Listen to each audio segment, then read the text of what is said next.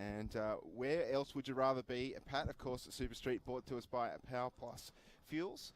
Fantastic to have them on board as our new bracket sponsor. Absolutely amazing. Season. Not only a sponsor, but well-indentured racers as well. So we're going to see them out here. Plenty of cars with the Power Plus Fuels sponsorship on board. So very, very happy to have them with us today.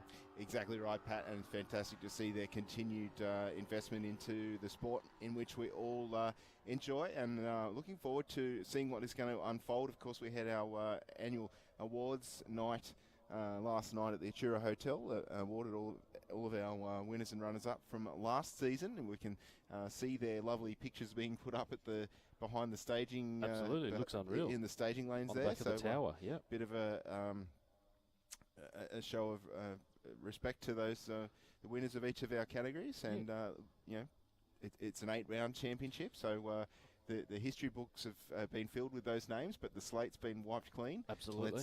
Let's see what can unfold in the 2025 season here at Sydney Dragway, and just by chance, the two of the races that I shared a table with last night are sitting down in the water box. We've got Richard Matasevic and Dave Matasevic. The Cortina, driven by Dave in the Rocket Lane for DCM Consulting. This family pretty much bleeds blue, I dare, as they say. Pretty safe to say that one. Pretty safe to say, yes.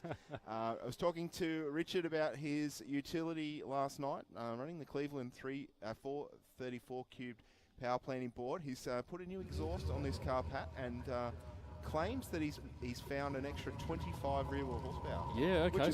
Which is quite an improvement, I tweaking. thought. I reckon it's about 40 horsepower roughly at the flywheel, and let's see what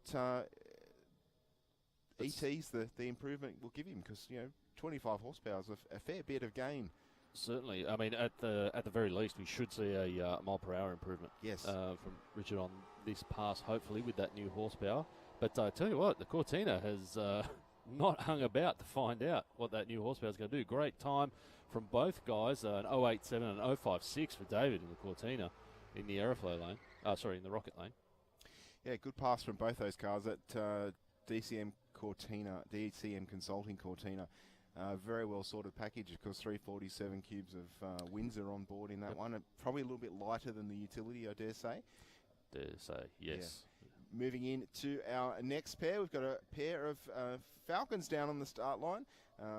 We're actually talking about this as well. There's a fair increase of racers choosing this era of Falcon to go racing. Sort of XD, XE, XF Falcon. I've noticed quite a few of them down in the pits, and they're all pretty spicy, I guess you'd say. Yes. So Blaine Bull going through there, an 067 on the light, so he's woken up pretty fresh this morning. 11:07 with a 3 at 121 mile per hour. Peter Varillas not really getting down the track very nicely, very cleanly there. Probably a little bit of tuning to be done on that combo. Yeah, I think not a car that I've seen him in before, so it might have been a new combination. Of course, the Varillas family, another one of those families that seems to bleed blue. Every car that I've seen them drive is Ford of some description. Certainly, and we'll mention their name more than once with multiple drivers. Correct. Our next pair sitting in the water box here, the Super Street competitors coming through thick and fast this morning. A pretty good field entered for the first round.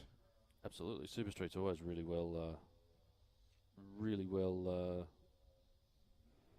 supported, and as we hear Adam Bowers get on to the limiter through the burnout, and Robert Matisic is down there in that beautiful Camaro. Yeah, big box Chev in the Camaro. Classic American muscle car.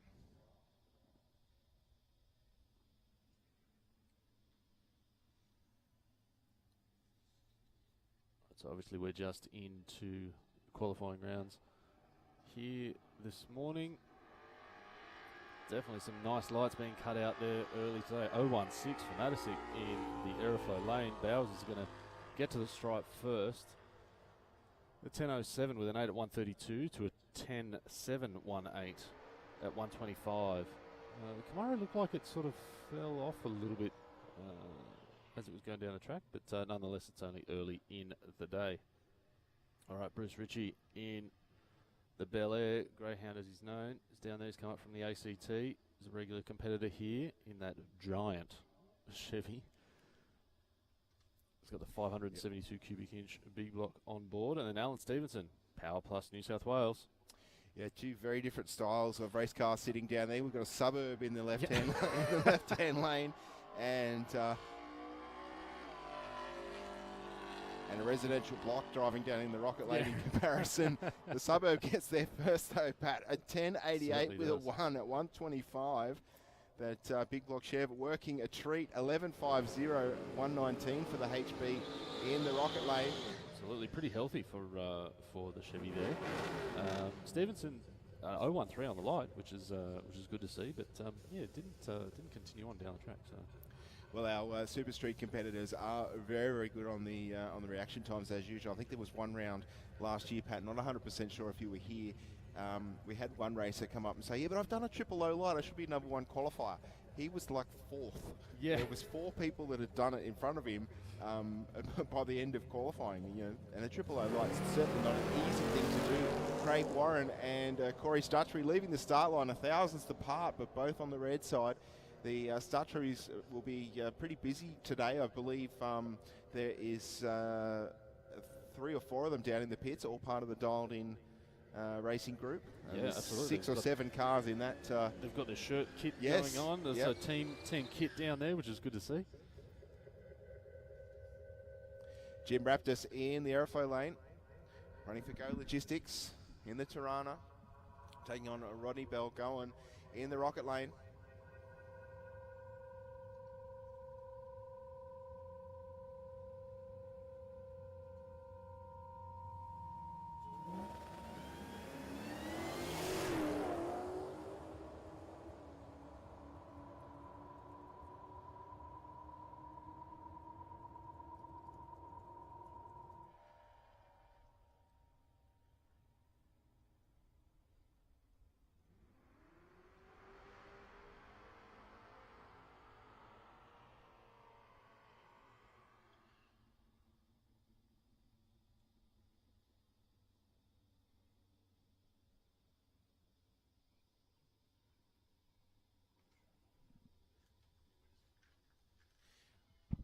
All right, Mark Elborn in the Power Plus utility down there in the aeroflow lane, taking on Peter Giddens. The Street Neat Paint and Panel Cortina, 347 cubed, wins the power plant on board. Peter, one of our hard-working officials here, but again, we've given him the day off. Yeah. And he can enjoy burning some rubber in the Cortina. Just lifting that left front on the hit. Goes 020 red on the tree. Elborn in the aeroflow lane, and 029 green. Cordy will get there first across the finish line, 11.39 at 120, Pat. It's great to see Pete back out in that Cortina. I know he passed on a couple of the last rounds last year, I believe, but the Cortina is doing everything that it normally does.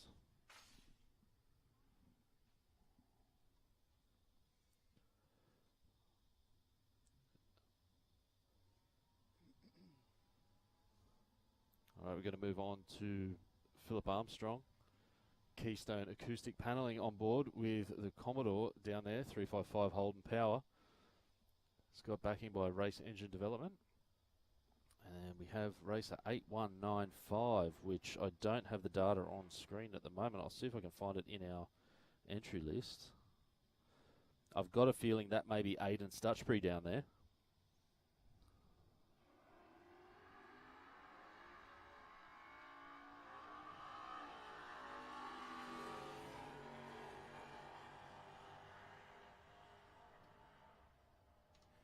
Armstrong gets there first, Pat, 11.06 with a 111 mile an hour. I believe that is a brand new car. It's been put together in the last week. Certainly. Next up, we have Eden Abella in the utility LS1 Turbo on board. Eden, a regular racer here at Sydney Dragway, competes at just about every Race for Real Wednesday night that we have. Yes. Taking on the runner-up from last year's championship and the year before, Mark Hopkins. That tidy little Alex Tirana down there. It's got a little bit of modern technology tied in with that 312 cubic inch Holden engine. Yes. And it's working a treat at the moment. Came off the line really cleanly, 158, 60 foot, for Hopkins, basically doing it easy. It looks like he's going to just get the stripe first. A 10.93 with a 4 at 123. 11.04 with a 7 for Eden Abella in the Aeroflow lane at 128 miles per hour. Now that little Tirana only 5 mile an hour down on a turbo LS. So definitely working pretty well at the top end. Yeah, she's got all the RPM, I would say, for Yes. Holden Engine. It'd be sing for its supper, as they say, at the That's top right, end yes. of the racetrack here. I believe we just had as well in previous pairing, we had not Hopkins, we had the blue VH, but the black VH I believe was Aidan Stutchbury. Yes. We didn't have his data on board, but yeah, good to see him out here, I think in a new car that he has run before.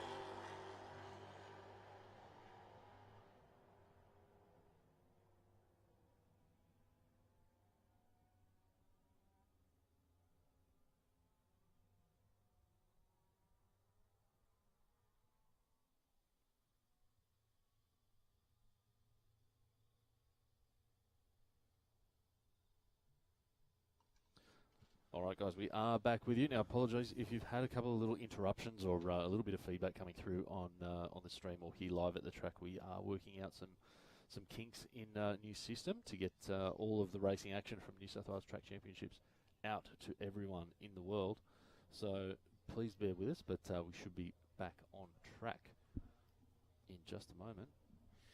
It looks like we have the junior dragsters rolling under the tunnel, Pat. Of course, we're just fitting the safety apparatus, I believe, to the top end of the racetrack. And, of course, one of our new sponsors on board from a bracket point of view is Speedflow. Of course, they're throwing their weight behind a junior dragster and junior drag bike here for this season at Sydney Dragway. It's fantastic to see it. Of course, Speedflow already sponsoring, I think, 5 junior dragsters at one point. Yeah, absolutely. The lifting families know, that's another one of those names that we're constantly mentioning through a bracket, but it's great to see them get behind the bracket as a whole, really getting behind the junior races, which is what we need here in Australia, and also junior drag bike.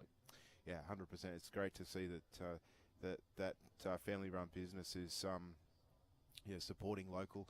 Of course, we see their products online through their Facebook pages and whatnot, and for a locally made product to be shipped worldwide and used by racers worldwide is absolutely fantastic. We see them getting into the SEMA shows and the racing trade industry show. Yes. So big step up for them in terms of their business and their exposure to different markets as well. And that's obviously working a treat for them, and certainly throwing the money behind junior drag bike, of course, in a way ensuring hopefully the next generation of racers and parts buyers exactly for their business. And that's what it's all about. It's about people supporting the people that support you. Yes. I know that's probably thrown around quite a bit, but if you're in the market for it, we've got sponsors up and down the Sydney Dragway here. We've got great sponsors that have come on board with all of the brackets. So if there's anything that you're looking for in your daily life, in the racing package, the racing program needs some new parts or something like that, then you've got plenty of people to choose from that are putting the money that your hard-earned money that you're spending with them is coming back into the sport that you love. So there's really no better way to do it. And I mean, the best way to give them the feedback, of course, is by saying, hey, I saw your sign at Sydney Dragway, and exactly. I really like the sport, and I wanted to help someone that's helping something that I really enjoy. Yep. Not everyone that sponsors the racetrack here or a bracket sponsor is specifically related to motorsport, and that's certainly not a bad thing. It's actually really good to get that diversification. So you might want to move a package around the Sydney Metro to Brisbane and Canberra.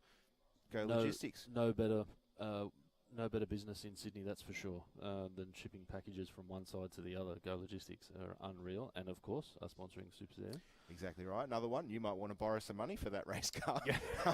You might need to. Or a property or whatever it might be, Pepper Money. I've been a customer of theirs at one point in my adulting life that Pepper Money was able to help me out, and fantastic product and fantastic service. They do all sorts of loans for different things, not just property. Race cars and other stuff. Motorcycles. Yeah. I was actually the recipient from Pepper Money when I sold a motorcycle a few years ago. Yes. And it was amazingly easy. Basically, the gentleman came and he looked at the bike and went, "Yep, no worries. Here's a deposit." Gave me cash. Yep. And he said, "I'll get my finance guys to get in contact with you." So the guy rang me from Pepper Money. He said, "Download our app."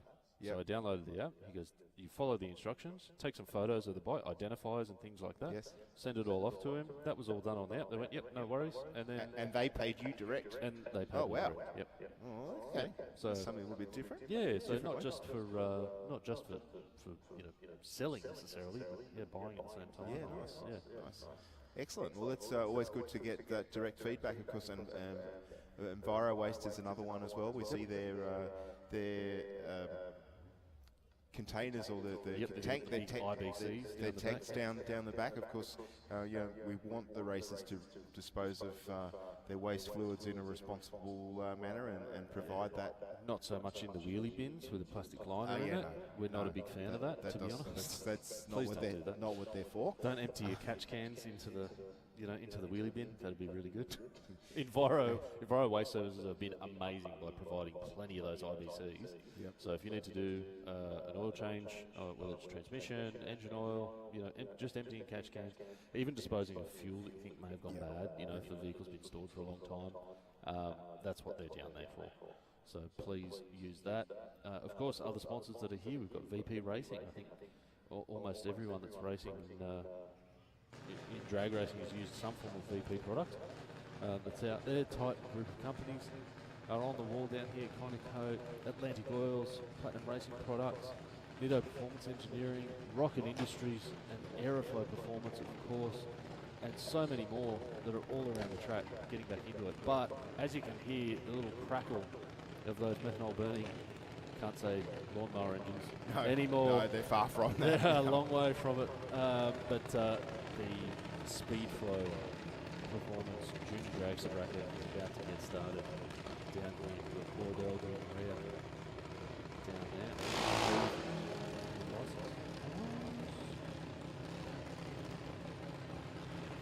I think Cordell may have done at least one race meeting here before, but we'll go on the solo here this morning, running for Hume Performance. It's a name that's been around a long time, Hume Performance. I remember they used to back one of my favourite cars back when I was racing. That was the Fred Cavazzini coupe, of course, that black 34 coupe that ran into the sevens. Years ago now. Don't say the number, mate. Just say many years ago. Yeah. If you say the number, it makes it feel like you're wrong. Fair. Well, Cordell on the start line right now. On the paper.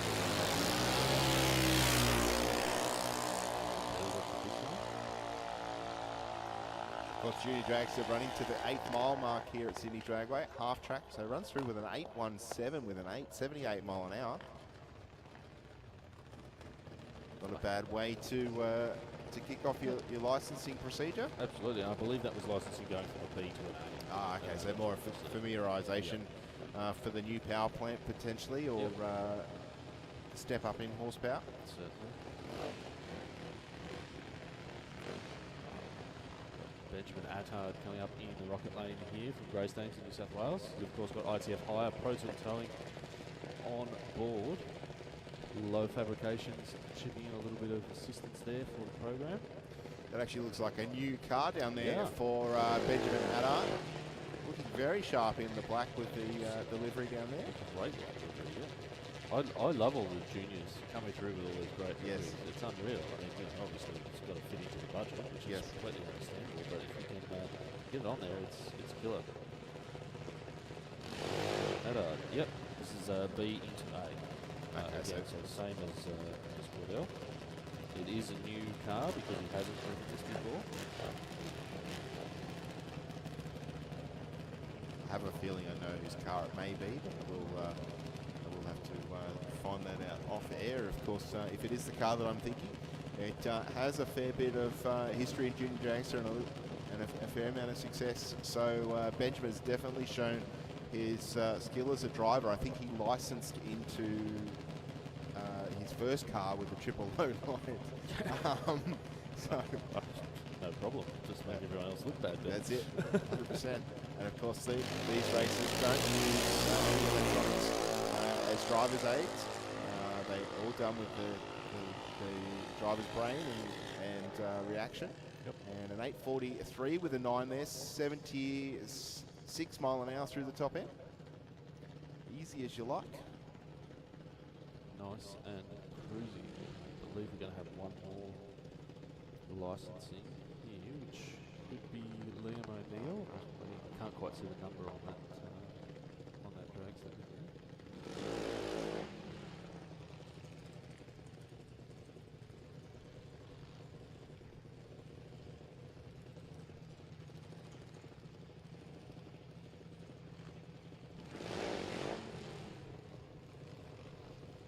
Fantastic to see Princey Motorsports down there introducing yet another racer into a better category. Of course, Liam O'Neill, I don't know if it's his normal car, if it's been repainted. Of course, he was in the Little Bandit and had competed in that car for a number of seasons. Yeah, looks like it is a new car. Spitzer. But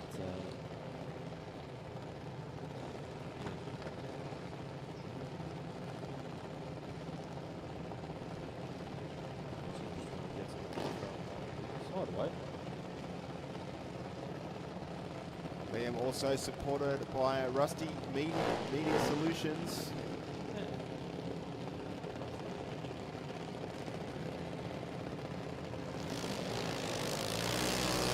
Away with a 1:32 reaction time. Sub 2 seconds to the 60 foot and runs on through for a 9:74 with a 0.48 mile an hour. That is a bunch quicker than the 12.0 that he's used to in C Junior Dragster. yeah. So obviously stepping up to a B. I'd imagine that you'd stay in that category until you license in the new one. Yeah. So this will certainly be a tough race in terms of just qualifying. Pat, we've got Zane Condello down there in the airflow lane, running for Fine Line Motorsports. He is our current Australian champion in Junior Dragster, and he's taking on our current track champion, Piper Bennett.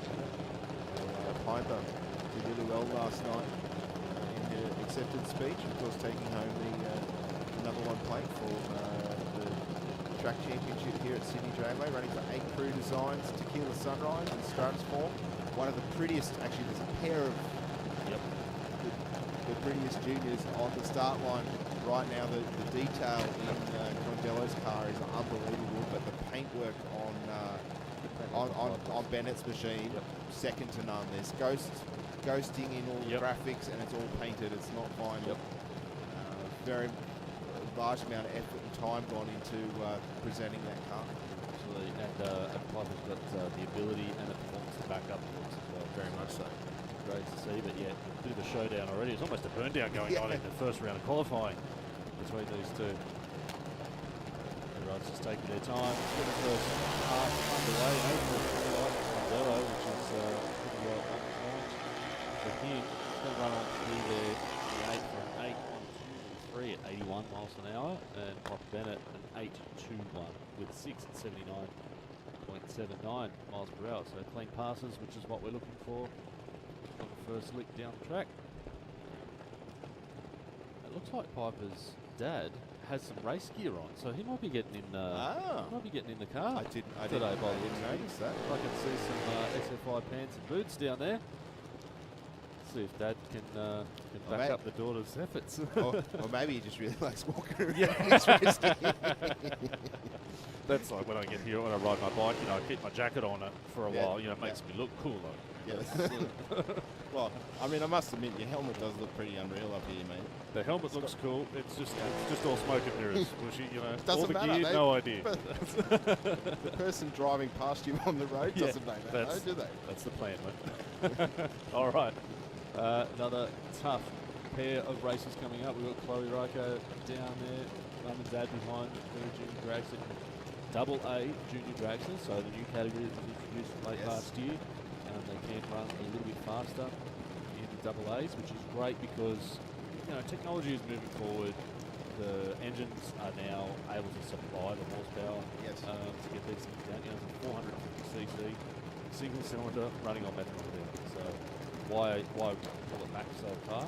Yeah, I think there's not much left in these things that are Briggs and Stratton. They're full billet block, billet heads, Yep. stroker cranks, big cams. Yes. I know it's still sort of based on Bigger. Yeah, it's like a Sonny Jenkins compared to a big block Chev. It just doesn't, nothing fits. 079 on the tree for Reiko. She was our runner-up in the 24 series. Ran through there for a 780, a 787 with a 4 at 82 mile an hour, and an 808 with a 7 for Condello in the rocket lane. Savannah getting that 041 light, which is a nice way to start the day.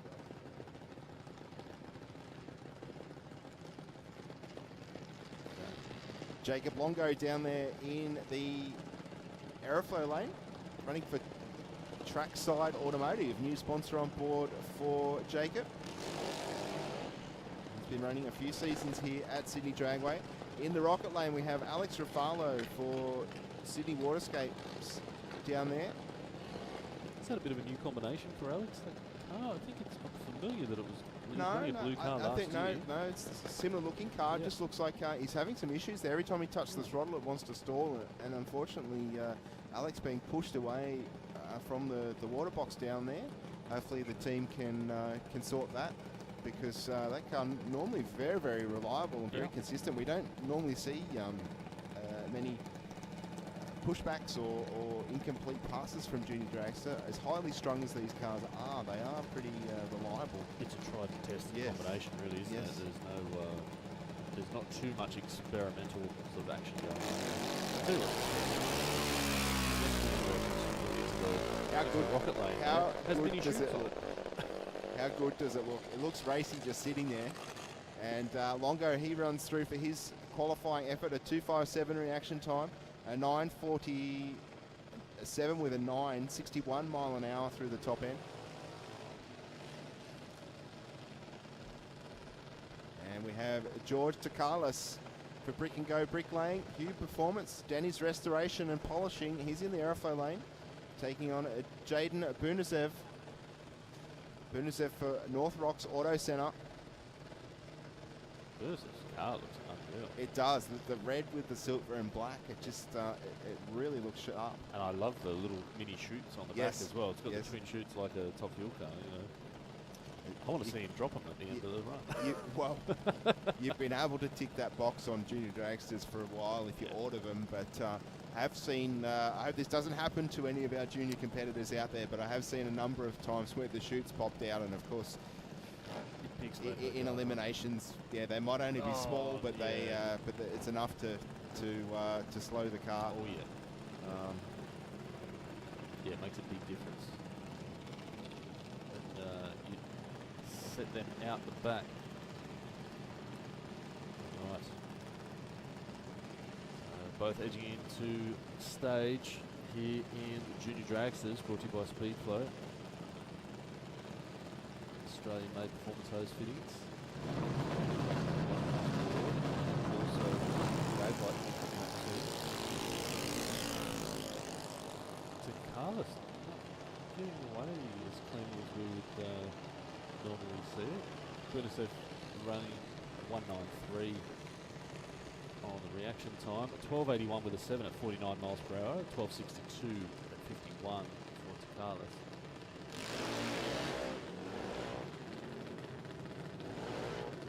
Jake McMurray in the Aeroflow lane, another double A junior dragster. Fine Line Motorsports on board. We've got down there. Got the Bank of Pop, Quincy Motorsports on board. And in the rocket lane, we've got Joshua Maggs, another double A junior dragster. Road Warrior Trailers, Speedflow Performance Products, and Atlantic Oils on board. Sounds like a pretty good racing program. Yes. For both lanes, to be honest. Very much so, and I dare say, following Joshua's Godfather's Facebook page. They're probably one of the most comfortable racers down there in the pits with the unveiling a brand new trailer. Of course, Road Warrior Trailers, Jason's business, and the quality and workmanship. Yeah, the quality and workmanship of what Jason and his team are able to produce. They look absolutely amazing. And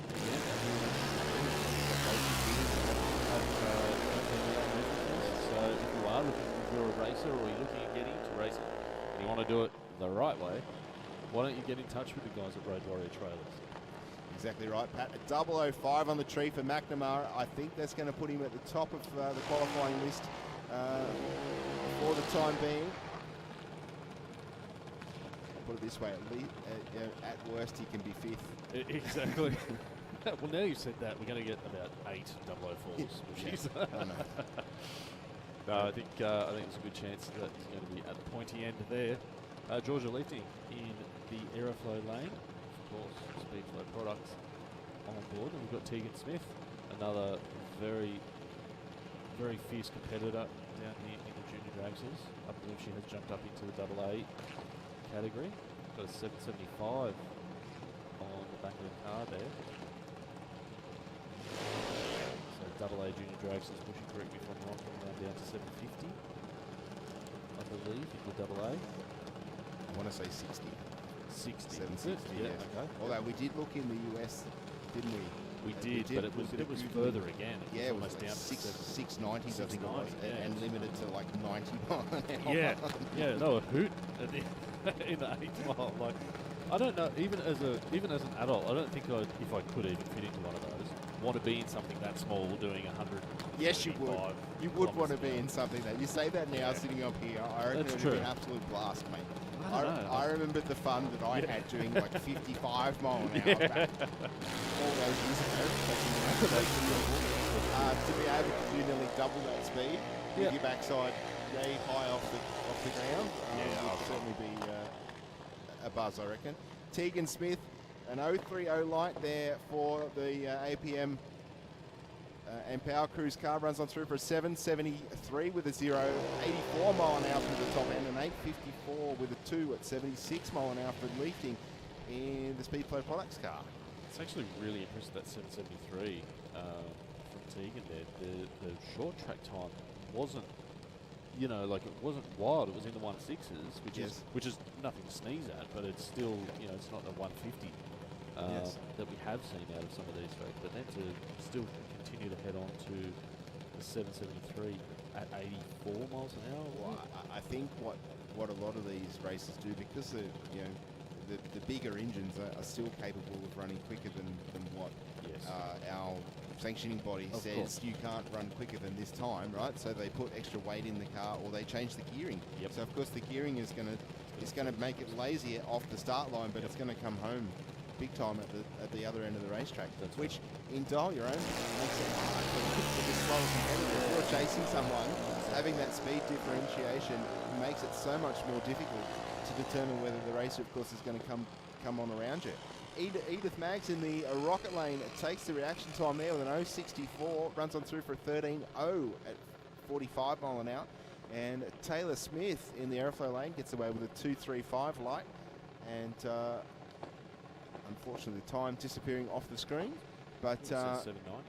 Was it? I think so. Yeah, nice. So very good. But as you're saying, Bushy, with the Dial Your Own, having extra horsepower, it's not always. So it makes it difficult for the person that's chasing to track that car down. But also, if you're the one that's out in front by a margin and you're running to a dialing, you sort of have to go, well, this feels really good, and I want to keep my foot buried into it. But you run the risk of breaking out as well. Exactly right, and that's where it makes it hard if you're being chased with a car with a big speed differentiation. Because you think, I've got, you can hear them coming, but of course you can't do anything about it other than, I guess, making them need to stay in the throttle to come around you. That's right. So it's a two-way street, of course, but we see many races, and I'm sure we'll see several here today be decided by a few thousandths of a second, and of course that's only the thickness of a tyre in one of these cars at the speeds that they're travelling. Alex Rottenbury down there from Picton for Hunter Race Engines. MLJ Constructions. And Brian Scruffy down there as well. Alex did really well for himself in the NDRC rounds of last year. Going a few rounds at the season finals down at Sedan.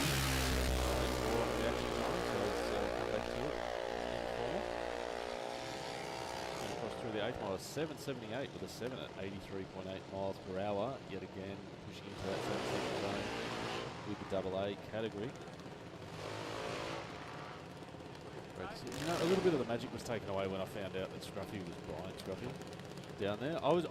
When I first started commentating and I saw that Alex was sponsored by Scruffy, I was really hoping it was like the dog. You know, everyone, a lot of kids have got their nan and their pop and their mum and dad and back to mum and all that sort of thing. I was just hoping that the dog was really, he was there. Moral support. Moral support. Yes, very much so. Of course, I heard one of the races. Look at that, Great vision. Nice close vision there that we're getting up here in the commentary box of the B-block wheels on board Jeffrey Benif's Junior Dragster, like a pro-star wheel. Yeah, that is unreal. On both lanes. Got the B-block 3-spoke design, bit more retro. The guys at Blendline are doing a great job. They've come on board with the streamers on TV, so great to have them on board with those great roving shots that are down there, seeing all of the action from different points today. And of course, Blendline probably, I'm not speaking out of school here, probably more accustomed with the circuit racing side of things. So they're learning the sport a little bit as well. Of course, what works for angles and bits and pieces. So definitely looking forward to seeing what the end product is that we will see, and of course it'll improve throughout each of the rounds here this year.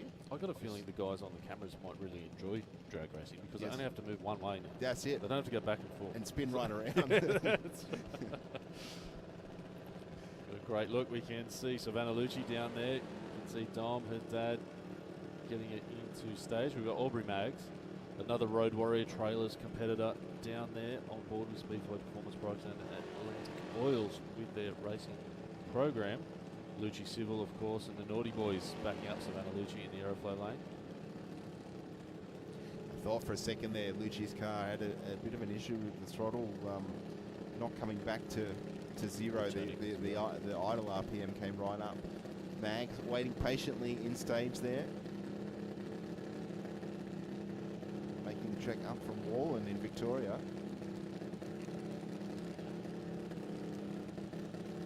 Savannah in the C Junior Dragster, in the B, so more than likely see Aubrey get away from Savannah, but they are different categories, so don't forget this is not heads up, this is qualifying. Yes. 28 cars in Junior Dragster entered here this weekend. Low 34 on the tree for Aubrey. Nice reaction time. Definitely get the finish line. 9:24 with a 4, 56 miles an hour. It's pretty respectable for the B Junior Dragster category. Aubrey's pass there. Yeah, good pass for her. Also for Savannah, runs through for a 12:41 with a 3, 51 miles an hour. Yep. Wondering if Mags was out of the throttle early to only run 56 miles mile an hour, nearly 3 seconds quicker than the Lucci car. That's right, but still in that 920 range. Yes. So, yeah. Really came on strong in the sort of the mid-track point.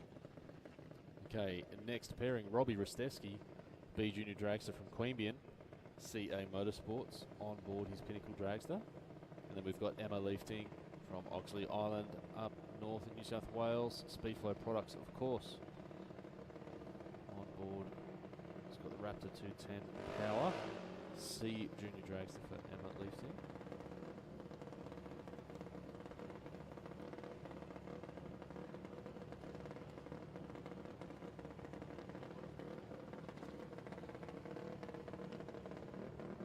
Really good to see really good to see all those cars down in the over on the burnout pad, basically staging before they return to the pits. Yes. Got all of the speed flow crew down there. That's because come in force. That's because there's 5 cars and they've only got 2 tow cars. Yes. No, but I think it's just a great way to show the brand, show support, getting out there. It's a real professional way that they've gone along. Robert Ruseski 150 on the reaction. Emma just going red 052. Ruseski goes through for an 8.877 at 71 miles per hour. 12.27 at 51 for Elliot. It's a bit more representative for the B junior dragster for Ruseski. Yeah. All right, looks like we've got a Johnny Lucci down there as a solo for this round of qualifying. Just running for Lucci Civil and also Naughty Boys from Menangle in New South Wales, down Sydney South.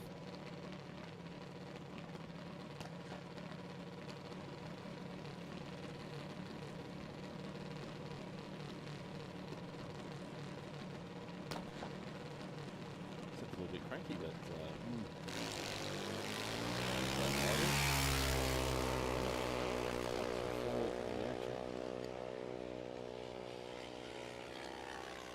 Straight down the centre lane, runs on through for a 9.14 with a 0.72 miles an hour through the top end. Seemed like a pretty clean pass there for Johnny. yeah, we've been chipping away. The Lucci family they were every round last year, Yes, I think. From pretty memory. much, yeah. Dom brings a Commodore out every now and again as well. He's got a Yeah, beautiful VK that's basically a show car. He's got a couple of really nice He does cars. have a couple of nice cars. And surprisingly, they're all fast. Yeah, yeah. Or very smoky. Yeah. He's got quite a stout burnout car as well. Look at that. Up close with Oh, I forgot about the burnout car. future. Yeah, light them up. The orange HZ, I HZ, think it yeah. is, yeah. Look, it's GTS front. Yes, I think, yeah.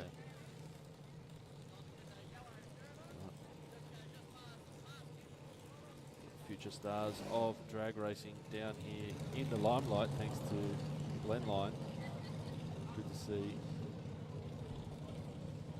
our racers down there. What a great looking car. It's got moonshine on the side of it, obviously moon products. I haven't seen that Sydney Dragway before, but I believe it is a licensing car.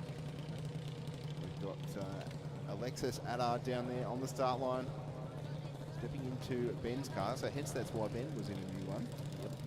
This will be his licensing. Starting from scratch. Really. Yep. For Alexis Hill. ITF hire, low fabrications, pro tilt towing.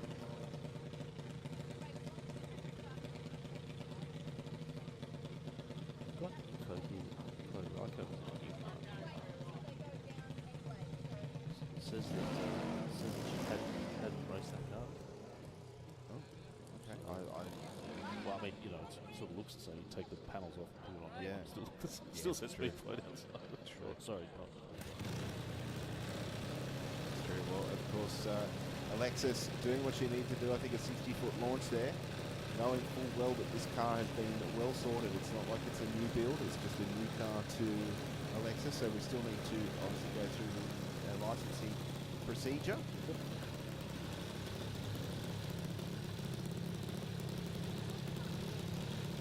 This is the great thing about a local track championships. The juniors get all this cool exposure. Yes. You know, we get the time to get them on screen. You know, go run the category. You know, reasonable pace, not have to get brushed or bumped with the. You know, as much as we all love national drag racing, of course, Yes. that's what we're all here for at the end of the day. The junior categories and the sportsman categories obviously, you know, have a little bit of a time crush, or they get rushed through a lot of the time. Yeah, I think that you know, in terms of trying to, at the bigger events, trying to make time up, Yep. that's spent in other areas. Yep. Where of course, at a local race meeting like today, being the track champs, it is more for sportsman races as a whole. Yeah. Not just juniors. That's right, because juniors are sportsman racing. that's the thing, you know, like, unfortunately, a lot of people go, oh, shit. Everyone's got to start somewhere. Exactly. And if you're not supportive of someone being able to start in drag racing at such a young age, well, you know, let's get behind it. So another new name to the junior dragster category. This is Thomas Dawson from Dominica. He's up Tamworth way, I believe. Armidale. Out near Under, yeah. Looks like he's rolled through there. Of course, junior dragster open to kids 8 to 17 years of age. Had a couple of juniors age out the end of last season. One of those will be on a modified bike here today. Yep. So wasted no time in getting onto another machine. No. That's exactly right. We'll see if he still does burnouts the same way. Well, I've been discussing someone's race, and they might hear me down there because he's coming up in junior drag bike. Apparently he's got a new tyre. He's been granted a new tyre, so yeah.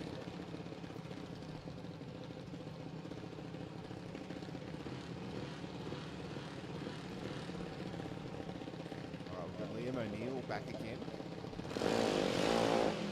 for another pass. So we've got the Dawson machine making his way down the remainder of the aerofoil lane. Of course, the junior dragsters run to 8th mile and then past the finish line. First gate.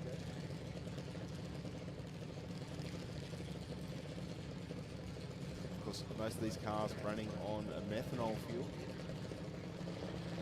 which I think aids a lot in performance coming from it. I've seen both cars race. I've raced both cars, both race. I've raced with both fuel types, and there we go. Finally got there. The methanol's so much better. Well, So that's much right. I mean, it's colder than fuel as well. Yes. So the engine is not stable. Yes. They actually put a lot more time into it. You can have a high static compression ratio. There.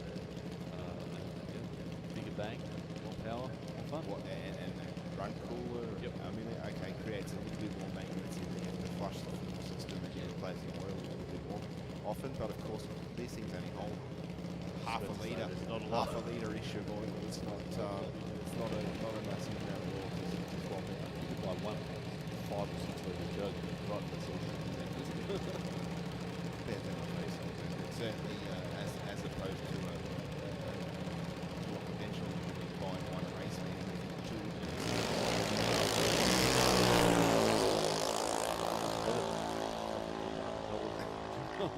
You know, it's so good. Speaking from experience there, I bet. Yeah. Yep. The transmission flush with Redline. Yes.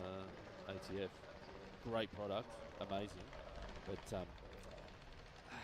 It hurt. It hurt putting it in the take it out again, and I just went, anyway. It's like I'm complaining about having to go racing. Well, it sounds like it. All right, Benjamin Attard back in the lanes again. Another solo pass here. Just quickly, we saw Liam O'Neill run through for an 890 there, so picked up half a second in the space of 15 minutes. Yeah. So definitely probably much where he would like to be performance-wise. A bit of tuning on. I can't say that I noticed it the first pass, but there was a lot of flex in that chassis. Which car? Okay. After he did the little, his little test here. Yes. Down the the chassis had a little bit of a flex in it. So I wonder if they're just playing with some Some adjustment tuning, like there. some chassis tuning to get the car to bite a bit harder out of the hole. Not 100% sure what the hold-up is here. The track is clear from what we can see up here, Pat. Your eyes are better than mine. Yeah, marginally, mate, but I can see there's a bit of movement going on down near the juniors exit. Looks like it's just about to get clear. But yeah, check out that if you're watching on the live stream. Check out that that body, the Adult Family Racing ITF backed package down there. What an unreal looking combination. Yeah, the black, grey and Bit of carbon look on the insert. Yeah, looking very flash. Of course, all these cars running a remote starter, which is what the gentleman's doing there with the white shirt on. Has the starter motor connected to a battery, turns the engine over, and then hit the ignition switch, and all things going to plan, it fires up. Of course, the only one small downside of running this front, right? Sometimes you're not always real happy about restarting.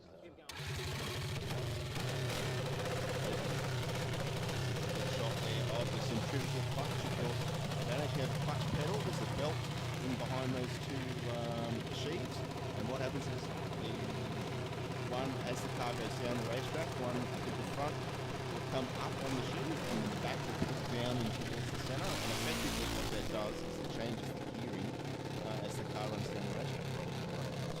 Sort of like CDC. Yes, very much.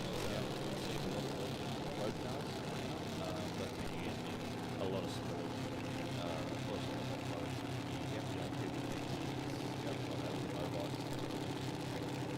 Basically run spring tension to get stalled. So some of these I noticed a lot of drivers don't necessarily stall the cars up back on the wheels. It's kind of difficult down the brake. You bring the thing up to like $5,000 or sort of smoke pouring off your belt. Don't do that, maybe. No, most cars seem to just go up to idle and yeah, I think that's clean launch from Benjamin Adard there. Obviously, we did the last class on that before we jump into speed flow Junior Dragway. I think that says a lot for the engine technology now. You know, they're just making a lot more torque at lower RPM. And running the methanol fuel allows that. And I guess too, also that makes the launch a lot more consistent too, because you're not trying to worry about creeping it forward. Yep. That's it. All right, into Speedflow Performance Products Junior Drag Bike. Lincoln Delios, the B Junior Drag Bike in the Aeroflow lane. Yes, he was our runner-up in the 2024 Track Championship Series. Very consistent racer. Consistent with turning up and putting on a good show. We've got Adam Jordan down there in the A Junior Drag Bike in the Rocket Lane. Managed fuel delivery systems on board with his Kawasaki Ninja. Yeah, good to see Adam and the team back here at Sydney Dragway. He is incredibly busy with motorsport, this young fellow. He's either here or at a racetrack somewhere around the country pretty much every weekend, and gets away with an 077 red light. That runs on through for a 9:55 with a 0.73 miles an hour at the top end of the racetrack. And Lincoln, unfortunately, no time recorded there for Lincoln. I dare say left before the tree was activated. So a 9:55 with a 0.73 miles an hour. We'll get that one out of the way now for Lincoln, and then you can come back next round and show us what he's made of. Good morning, Team Jordan. How dare they? Good to see Anastasia Lucky down there in the Rocket Lane. 666 Racing Customs back on board. Anastasia, I believe that Ed last year. Back again. This new drag bike, a relatively new initiative for IHRA here in Australia, and a fantastic way to go racing. If you have an interest in motorcycles and drag racing, this is probably one of the most cost-effective ways to get into the sport. 9.75 with a 0.72 miles an hour at the top end of the racetrack. Of course, the bikes that these kids are racing are like learner legal for the road, right? So you can buy a road bike. You ride a motorcycle. So when your daughter is old enough, you can buy one of these machines and go, I'm going to ride that to work, and then come the weekend, here's the keys. I could just throw the keys. That's right. Here's the keys. Off you go. What's even better is you can get a bike that is relatively modern, and you'll probably be able to find one at, say, an auction house or something like that. Maybe it's been down the road a little bit, or maybe a learner has dropped a bike. They're selling it now. They're upgrading or something like that. You can get one that needs a couple of fairings on it. Who cares if the light's broken? Yeah. Don't need those here. No. You know, and you can get into it for a really cheap price point, Yes. like less than $5,000. Yeah. You know. And I mean, the other advantage too is, Pat, the running costs. We're not talking methanol fuel or anything like that. They you know, fairly cheap to run as well. So a fantastic way to get into the sport for not a lot of money. And of course, it looks like we're just about to finish packing up the finish line safety equipment here at Sydney Dragway. We're about to move into our next category, and that is, of course, Go Logistics Super Sedan. And we're kicking it off with Sean Sabello and Simon Bonello. That's going to... Yeah. Sean Sabello and Simon Bonello. Let's say that. Yeah. That's going to be a fun final round at some point. It's great to see both races back out again. We've been used to seeing Sean in that sort of mid-90s LS-powered Commodore. Been chipping away at that tune-up. Simon Bonello, I think towards the second half of last year, debuted this car. It's got a big 2-valve Clevo in it, built by RPM Racing. That's the silver Falcon. The silver one, yeah. Very, silver very pretty NSW. car. Beautiful car. It's got, I think, centerline wheels on it. Yes. It's very period correct. Yes. And sticking with the 2V, Yep. the Clevo is, well, it's Steve's down there. Steve from RPM's down there. He's just going to have a bit of a dry smirk on his face with how much power this thing makes, to be honest. With 2V, so it's certainly But not you late. can be like that when you know. When you Oh, yeah. When you know you've got it, you've got it. Yeah. That's exactly right. So, wait until you hear this thing sing. All right. So Sean Sabello in the airplane lane. Simon Pinello in the rocket lane. Side-by-side burnouts. Very stout. Once again, a big thank you to Go Logistics for stepping up, not only being a track sponsor, but getting behind this great category, which is Super Sedan. Another really well supported category with plenty of exciting street-like cars, I guess you would say. Another strong field, as you say, Pat. 23 cars entered here today. Bella has the pre-stage light on. Bonello is moving in now.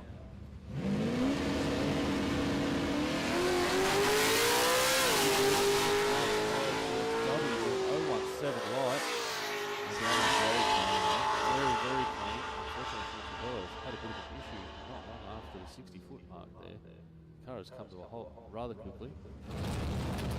Bonello has run through 7.42. That's 142 miles per hour. Just around the 240, Yeah, 230 k's an hour, roughly. I was going to say That's the conversion. 215 something, yeah. Yeah. Let's refer to Google and we can take the bragging rights afterwards. Pushing. But, if you can see on the live stream, we've got a great shot of the bush rat down there waiting in before pre-stage. That's a good looking Camaro.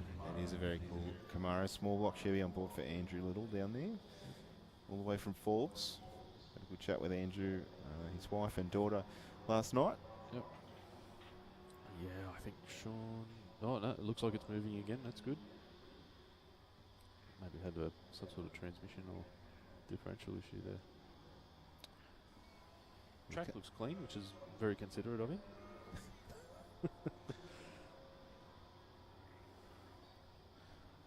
The car usually pretty well sorted, so not quite sure. Oh, it's made thousands of laps down here at Sydney Dragway, so might just be one of those unfortunate component failures. But with a name like Sorbello, pretty safe to say that he'll be back Yes. in short time. Next pairing, as we mentioned, will be Andrew Little in the Bushrat Camaro. It's got 350 Chev on board, and certainly a crowd and racer favourite alike. Chevy Taylor in the bubble top Chevy. Down there, he's got Tilly Motorsport spares, Taylor Marine exhaust, BK race engines, and ProTrans automatics on board. The bubble top. Yeah, we talk about cars that have done plenty of passes. That's another one. Oh yeah. has shared in a fair amount of success as well. Absolutely. Great looking car. Bit of a handful when it comes off the line. Trying to hike the front tyres up in the air. It's funny, those the big American Chevy two-doors, when they launch it, they do twist up a fair bit, don't they? There's all sorts of things going on yeah. under there.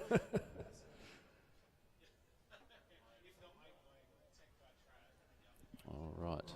So we're happy to move along with the next one. We've got the recovery quad down there to get Sean back into the pit so he can have a look at what's going on. And we'll move into our next pairing of qualification.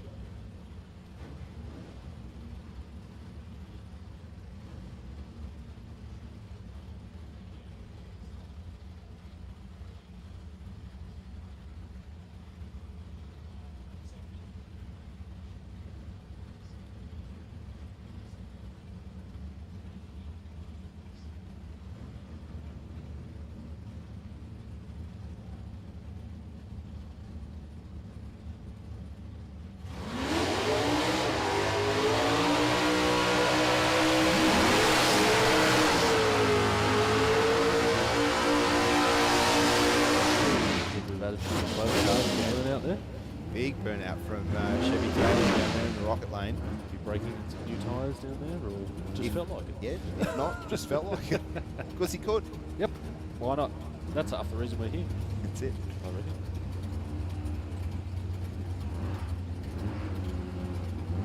Sounds like we do have a rotary down here in Super Sedan in the next pair. Good to see.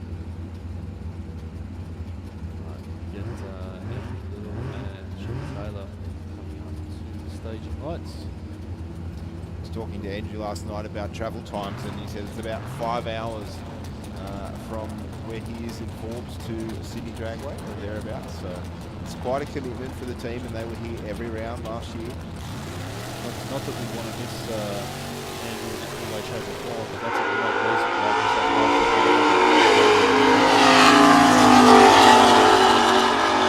Out in front of Chevy Taylor, 977 with a 136 miles an hour for Little with a 103 light. Chevy Taylor goes red, an 030 and a 1029 with a 5 across the finish line. Very nice. Adam Hunter in the aeroplane lane, in that Falcon. As we were mentioning before, it's one of those sort of XD-EF combinations. I think that's an F. Yes, yep. correct, yep. On that one. Really tidy car as well. We'll pass that down to the pits today. Really tidy, really consistent. It's a spicy engine, 450 Windsor on board. But what we should mention as well is Daniel Bridger down there. All the Foxy Solutions.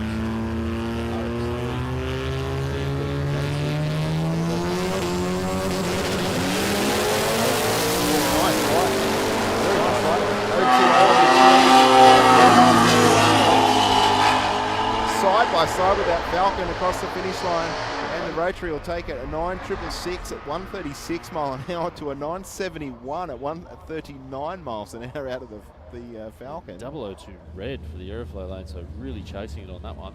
And just as we were talking about not seeing many rotaries, we've got another one. Steve Tomek, SDR Motorsport. Great to see him back out in the car himself.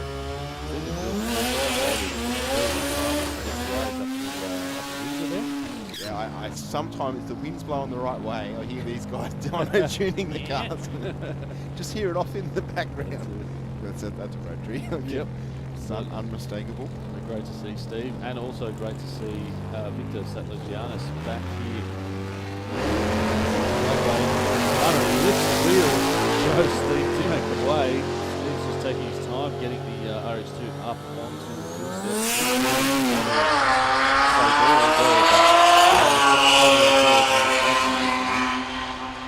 Satlagianis going through for a 942 with an 8 at 142 mile per hour, a 967 with a 4 at 151.9 miles per hour for Dimhead. Yeah, wow. In the aeroflow lane. Big speed.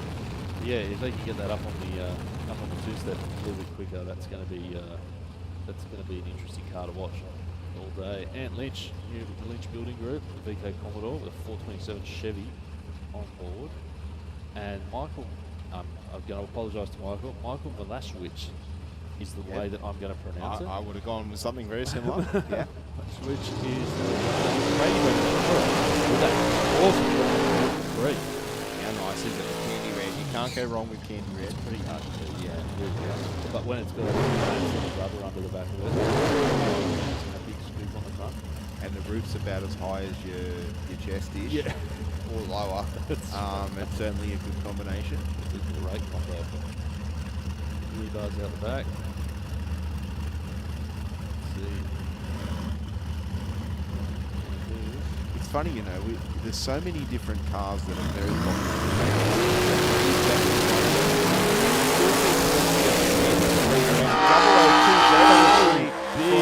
Big from Ant Lynch in the I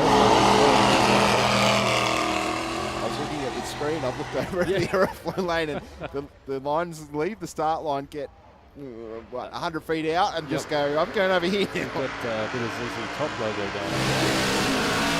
892 at 149 for the Rocket Lane. It was a 002 red, unfortunately, but yeah, a little bit for Ant Lynch to figure out maybe on that car. Might have had a little bit too much on the launch. Another couple of interesting pairings down here, talking about small low roof lines. Cowie into the Mighty Boy. Cowie's nice back combination with I've two cubes, that tiny little Mighty Boy, and then Rex Webster, who also has a tiny little Austin A40 Ute with 540 Built around the engine this one. Yeah. Actually, both cars probably built around the engine. 955 with a 6.141 miles an hour for Webster in the aeroplane lane. 921 with a 7. 145 will get it from Cowie in the Mighty Boy. Very nice car from Cowie in that Mighty Boy. Very well behaved today, isn't it? It is very well behaved, although the body is somewhat stock. It has been massaged a little bit in the wheelbase, but we're still talking quite a small car. It doesn't matter how you put it. I think it only just qualifies in the regulations, to be honest. All right, Paul Spatino, great to see him back. I used to work with him over at Rocket Industries. Great to see him out here with the Toronto. He's got that nitrous combination on board. And Joe Zammit, a little red, which is a bit out of the norm for him. 141.60. He's going to run on through for 864 with a 146 miles per hour, spraying the house down the whole way. 10:33 at 129 for Joe Zammit in the 383. That would be a Commodore, which I absolutely love this. I think it's XT Falcon in the aeroplane lane. I think that's is that not Jim Raptors? No. VLR or something. VLR, sorry. Bang in the center. Steering it, shifting it, he's doing it all. He's done the mirror of the and Mitch has gone pretty much identical, but in the opposite direction. 006 on the tree, we missed that. And at 143 mile per hour. You reckon Billy I reckon he does, and I reckon that guy knows how to drive too. That would have all been one-handed as well. Yeah, maybe he's got 3 hands to keep that thing going on, I reckon. That's 2 hands on the wheel there and then grabbing gears at the same time. Talk about entertaining. Super Sedan is a great category. David Gruber in the little LJ over in the Rocket Lane. There, good to see him back again. Caribbean Engine Services, LIT Consulting and Specialised Towing. I don't have data on this. We've got another Capri down here. Let's see if I've got some.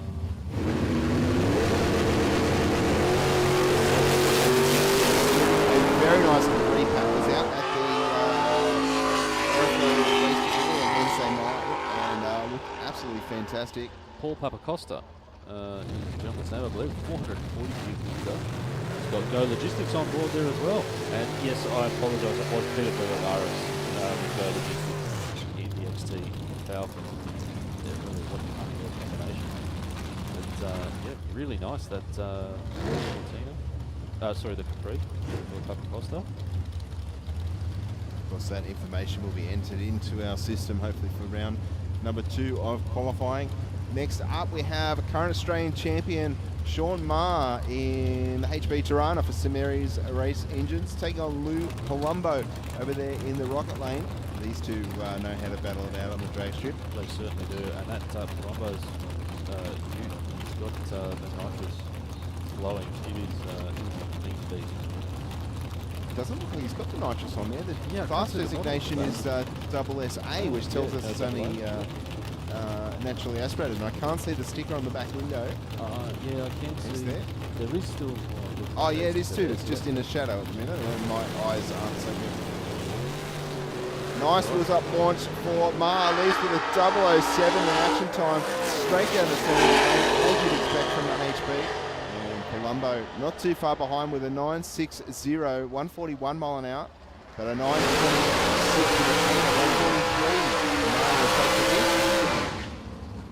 143. Great run. Right, Aeroflow, Jim Narrow chassis. Brought this good team about midway through last year. It was put away for a little while, but this car's done Oh, it's a gazillion passes here at Sydney Dragway. Very, very well sorted. 363 cube wins are on board. A tough racer and a really nice ride. Absolutely. Jason Field in Rocket Lane, of course, for roofing. Down there in the Ford Telstar. Not often you'll mention Telstar at the drag strip. No, and you wouldn't have mentioned his previous car either, which was a Ford Pilot.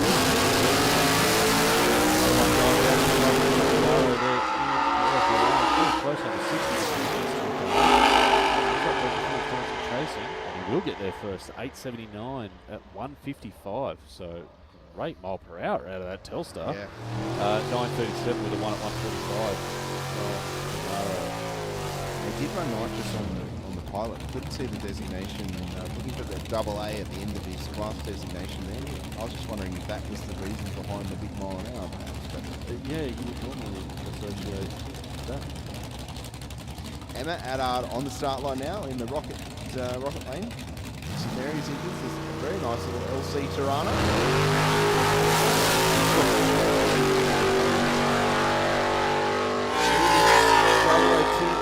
On the start line, I was going to say she's usually very tough on the tree. Runs on through for an 8.92 with an 8. Here he is, Michael Bennett. There you go. Certainly following form with, cool. with that 58 Chev Apache. How cool is that? Gasser style. Peculiar Sunrise. Of course, on board. 632 cubic inch of Chevy's finest. Bolted to a block of flats. Yeah. That's running the straight axle just Yes. to improve aero even more. Yeah, exactly But right. how cool. All style, no curve. Yeah. Got the moon tank front and The back. size of those tyres. Yeah, it's massive. Very wide and very tall. With the ET Gasser wheels on the front, I think they are. As you said, it does look like a block of flats, but it's an empty block of flats. Yes. No tenants. Oh, there's one. Well, just one. Just one, and he's got a big smile on his face. 100%. Doesn't care about the living. Big speed at the left and a lot of tyre shake. Oh, it's on still that front shaking axle. quite.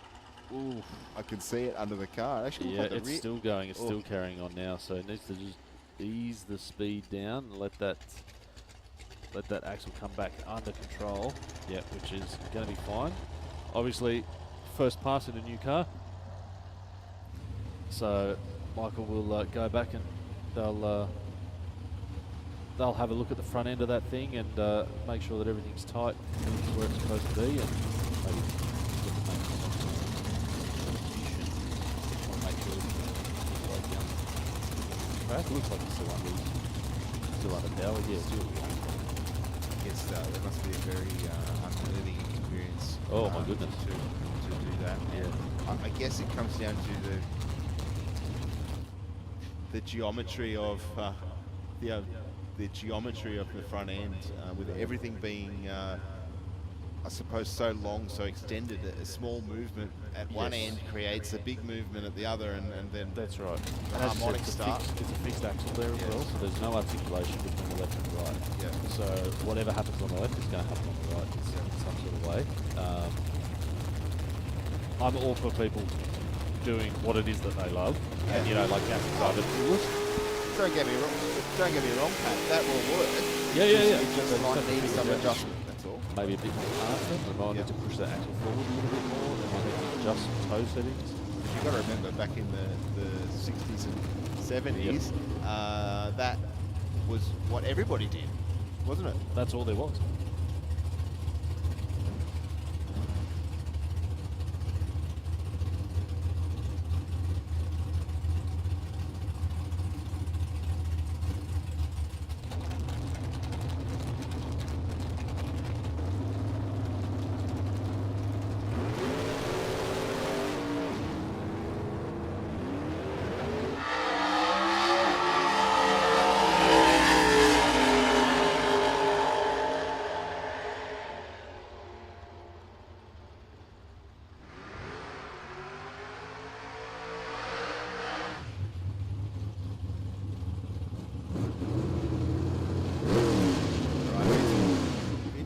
Just sitting back in the water box, and Luke Romeo down there on the start line.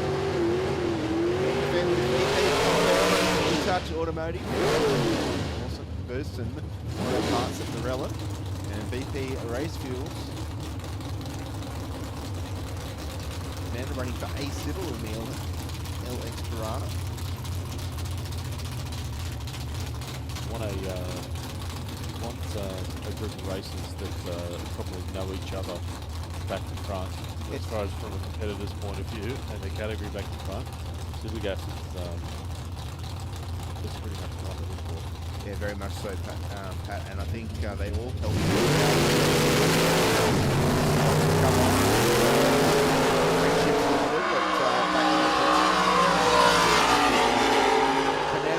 Out in front at the moment, and he'll take the stripe. 9.99 with a 4, because 9.9 is what they're looking for. 146 miles an hour and a 10.06 with a 5.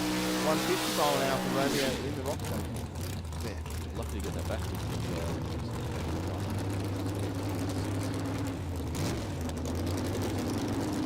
Guys, I just want to make an announcement here at the track. If you are at the track, we've got a couple of vehicles parked in the emergency lane down near staging. We have a red VZ Commodore, I believe it is, RIV57L number plates, a red VZ Commodore, RIV57L. We need you to move your car. We also have another SsangYong Ute with 01 Plummet as your number plate. Great number plate, guys, but we need your cars in a different spot. You are blocking access for emergency vehicles in the staging lane. So please, yet again, that is a red Commodore RIV57L and a white SsangYong Ute 01. Please move your car immediately out of the emergency lane. Thank you very much.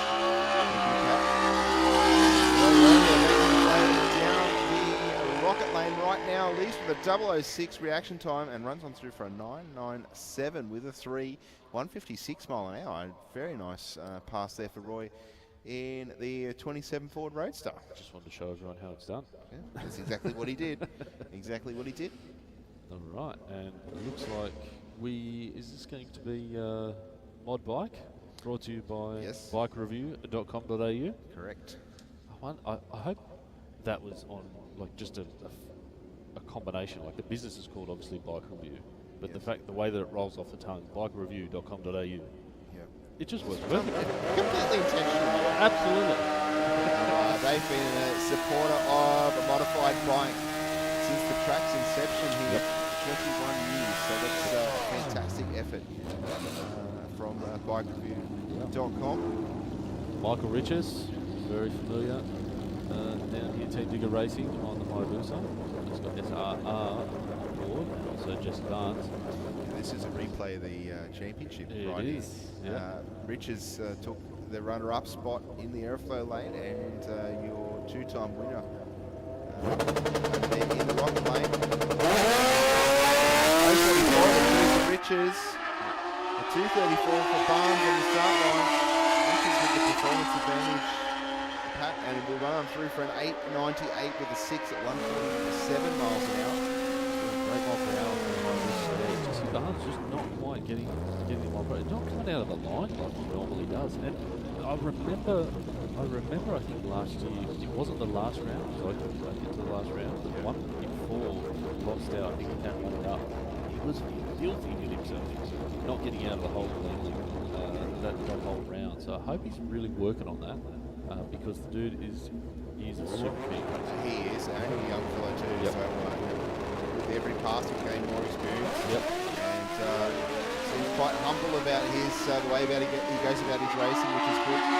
Robert Simmons and Greg Horridham doing battle. Horridham gets there first, a 9.91 with a 6. 144 mile an hour. Really nice reaction time from Simmons on the high booster in the aeroplane. So no easy task on a big bike. Similar to having a big car, like we saw Greyhound earlier in the Big Bel Air. You know, you're just not going to have, or you're very rarely going to have a really good reaction time because there's so much to move. Yes. And equally on a bike, the longer the wheelbase and whatnot, it's difficult to get them away. Really quickly. So an 081 is really nice. We've got Gareth Wilcox down here, another Team Digger member.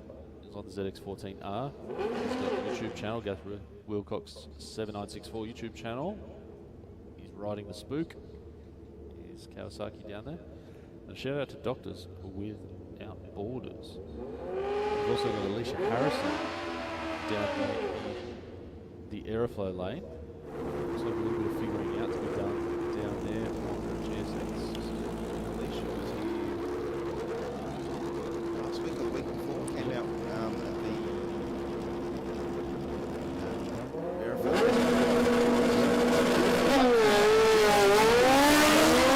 Getting away from the start line, not too badly. Both races went red, but they're getting into at the top end of the racetrack. And 10.20 with a 7 at 131 in the Aeroflow lane, a 10.034 at 139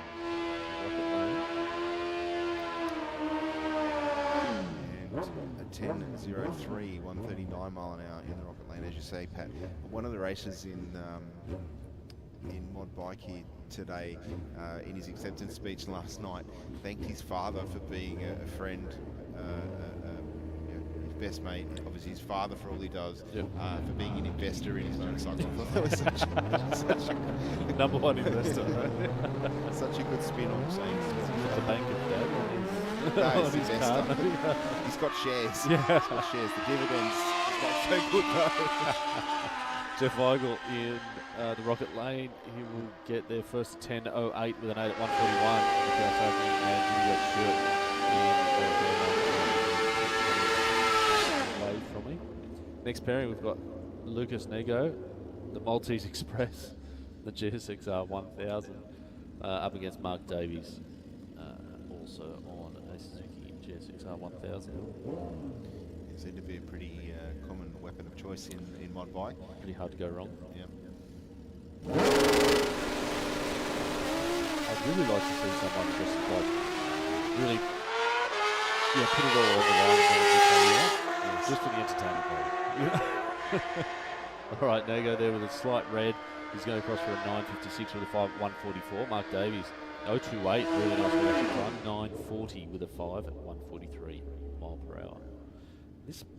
This round of mod bike, I think, is going to be pretty tightly contested. I think so. The category is building each year out, and the racing getting better and better as well. On the track now, our current track championship winner, our current NDRC winner is Sean Ricketts from Castle Hill, racing for Heavy Duty Magazine. He's on the Kawasaki ZX 12R, it's the 1200. I love the number plate that he's got on the back there, ICBN. I wouldn't have picked that. Sean, very, very humble in his acceptance speech last night, and a terrific guy to boot. Yep. Super consistent racer, knows his equipment back to front.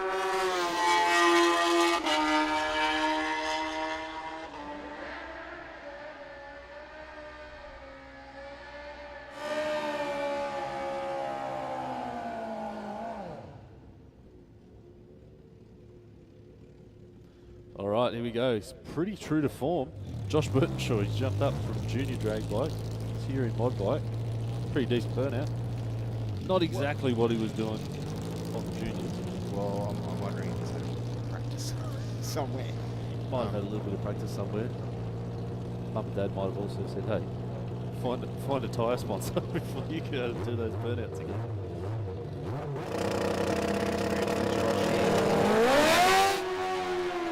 Leaving nicely, goes 118 on the tree. Pretty easy on letting the clutch out on that one. So, but this will be licensing, I believe, I'd imagine so. For this, so he's just got to get it down the track, which is great. So good to see Josh continuing on his racing career.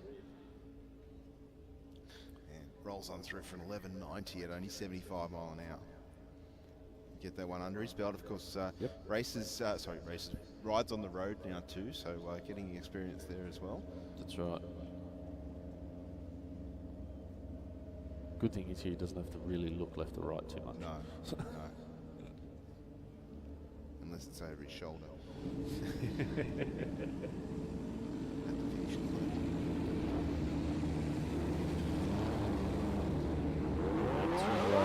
Street bike? Yep, street bike is our next category. All the RPM on board with that little, I think it's Yamaha down there in the rocket lane. Just got our timing system rebooting up here, so we haven't got all the data at hand.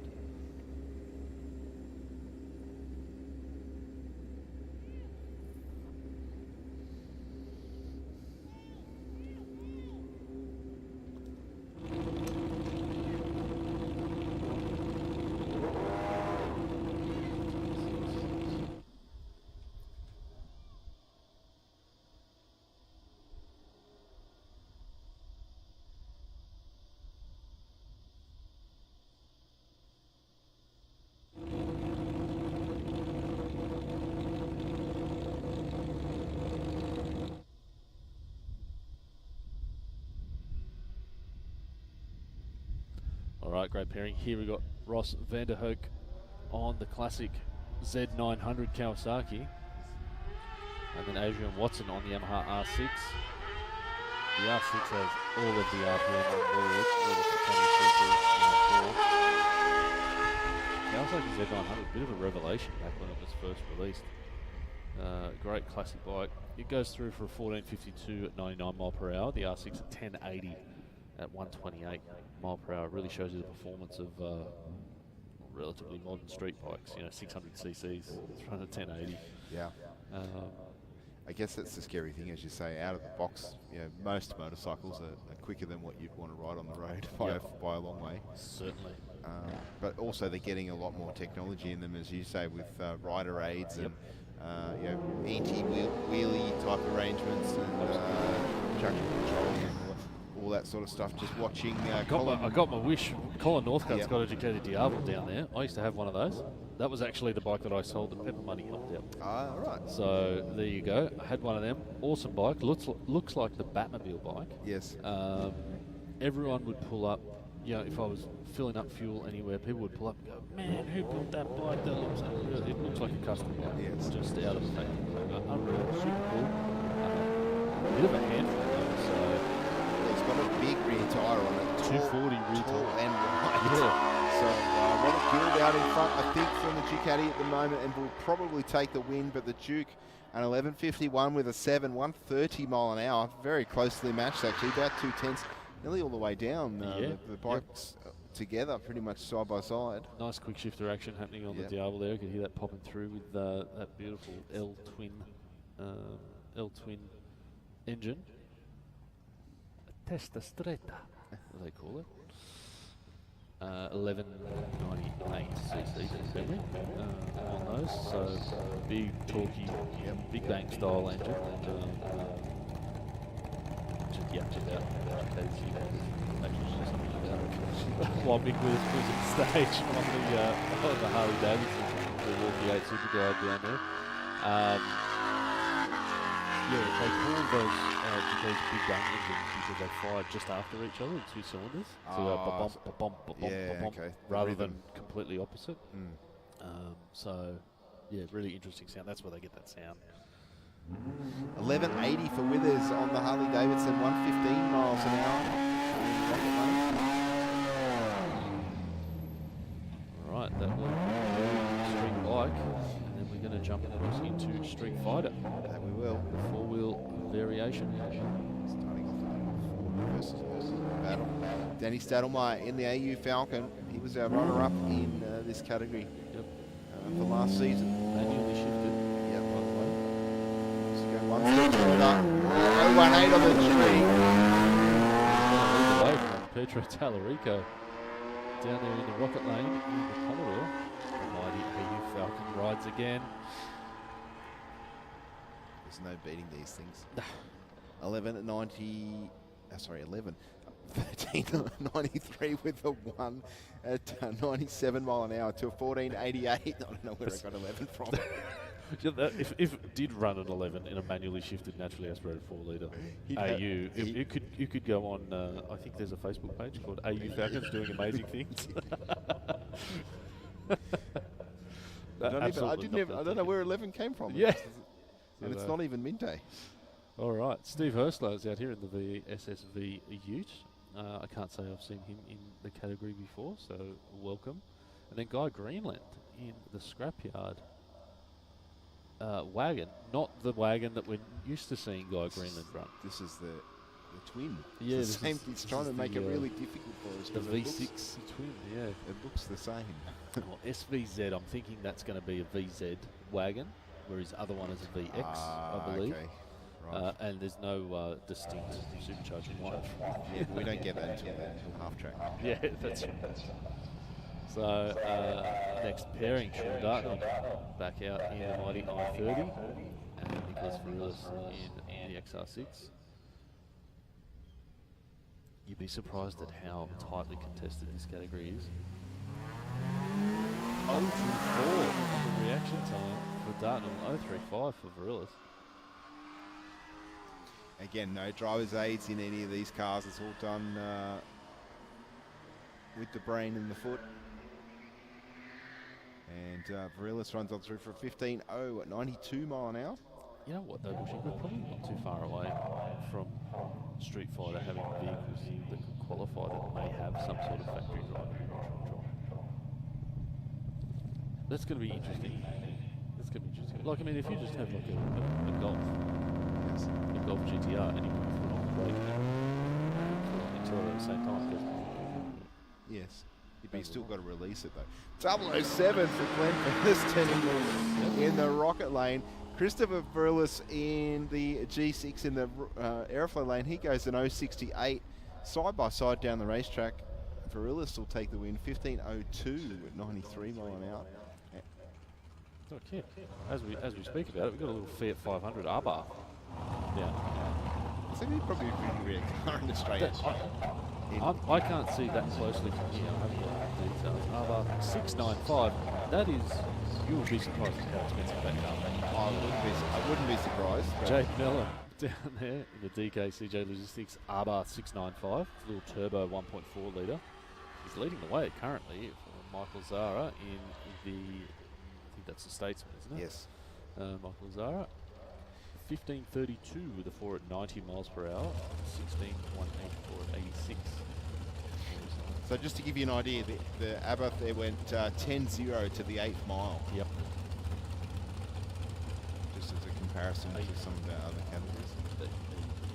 Down on the R-Bar? No, not at all. No, not at all.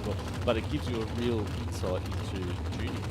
Yes, that's where I was going. Yeah. Alrighty, that's the unmistakable rumble of modified Eliminator. Of course, brought to us by Platinum powder coating for this season. Peter Brown in the airflow lane, running for Sims Integrated Solutions, BK Race Engines, ProTrans, RaceMax Direct. He's in the gold dragster down there in the airflow lane, taking on Lee Hartel-Law in the Prestige Air and Electrical Ford Roadster. Of course, in the rocket lane. A synonymous name with Sydney Dragway, the Hartel-Law family. Plenty of racing happening with these guys.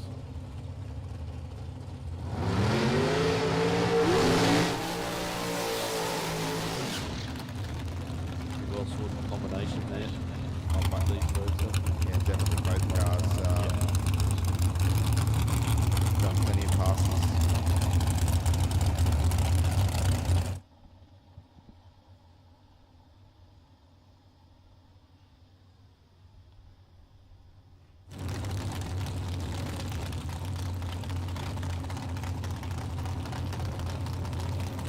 Great start line footage there of the Huddle Roadster into Rocket Lane. Big thanks to Glenline TV for providing these new angles and features to the stream. Here comes that little Fiat back down on the turn road for you. That's a funky little car. It is a funky little car, especially with gold rims. Is that a factory turn of wheels? Couldn't tell you, but that 695 designation is like sort of a super fancy version of them. So there was one, and I only know this because of general knowledge. I'm not a fan. 017 and 017 both races there. God, only separated by 200ths on the 60 as well. Tied together the whole way down. Looks like Peter Brown will get there for a 771, but 176 to an 817.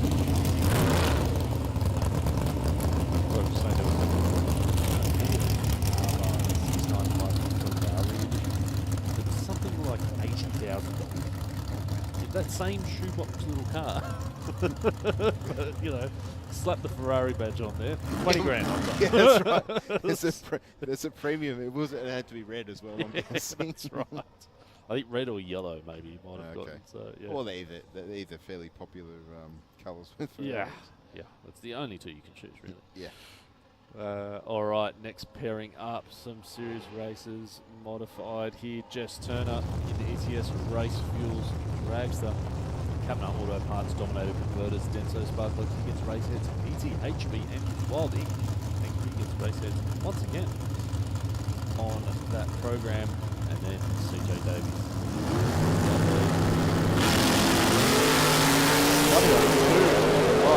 CJ 015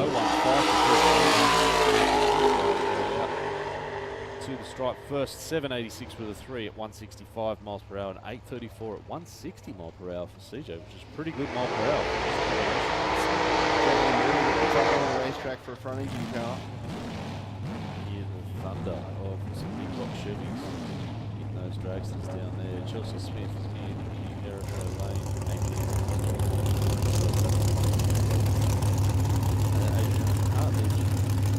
Rocket Lane, Pro Street Towing and Transport. CS Race Fuels, Wild Race Mates.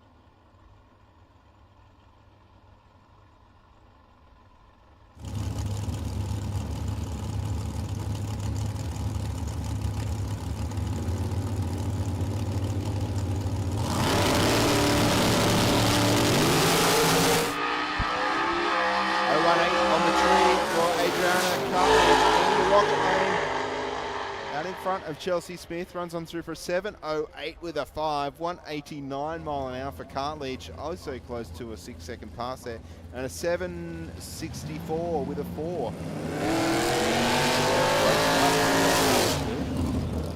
Very, very good. Great to see George Marushliev back out here. See the man behind Race Rec.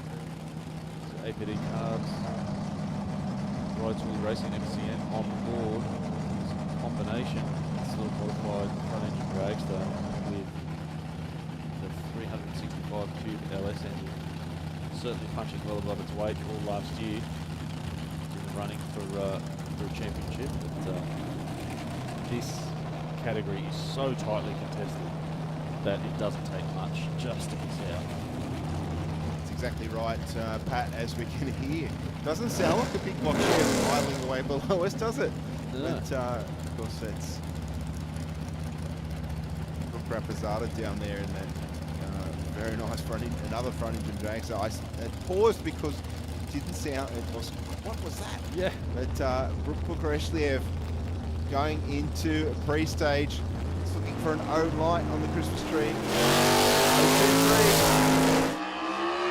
Car launching very, very nicely. 118 to the 60. This thing only 365 cubes of LS And runs on through for a 798 with the 7, 169 miles an hour. 169 miles per hour is, I think, I've been waiting I'm sure that running a low 160 miles per hour range last year. 169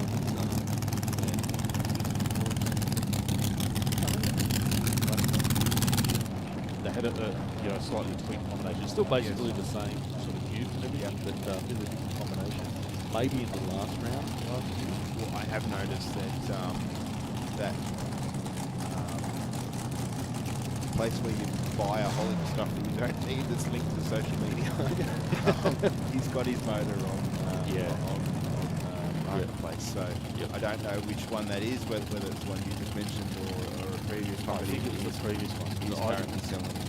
Yeah, I did speak to him last year, and he had a new one coming, but I don't know when he started running. So like last year. Look at this great shot on the screen from the rocket lane. Down Bit of low. Carlton down there. Swell Industries running in Dragster. Aptly named Underfed. He's got three Chevy, he's got Dragster there. VP Racers on board. 003 on the tree for Carlton.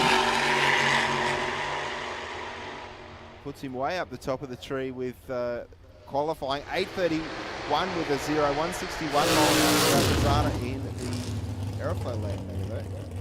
So the 003 on the tree for Carlton. Ellie Stewart in the rocket lane, coming up.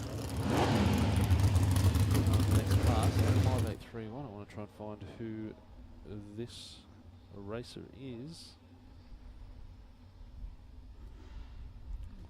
Modified 5831. Is that Lou? I don't have it on my list, unfortunately. In the rocket lane we have Alison Stewart.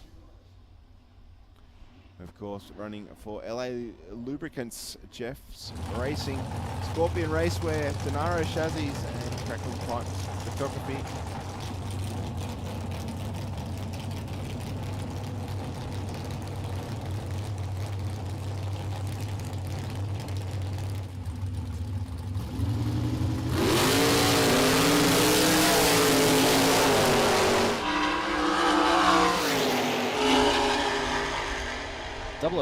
Red on the light for racer in the aeroflow lane. Goes through for a 787 with a 5 at 168. 771 with 2 at 173 for Pass there. Then move on to Daniel McCaskill. Mark 1 Welding, NSW Dragster. 555 cubic inch Chevy block. The hotel on board their program. And then Gary Darrington. Holden 202 powered front engine dragster. So it makes a great sound, this thing. Because the car's so light, you can get away with not making bulk horsepower that say McCaskill's car is making.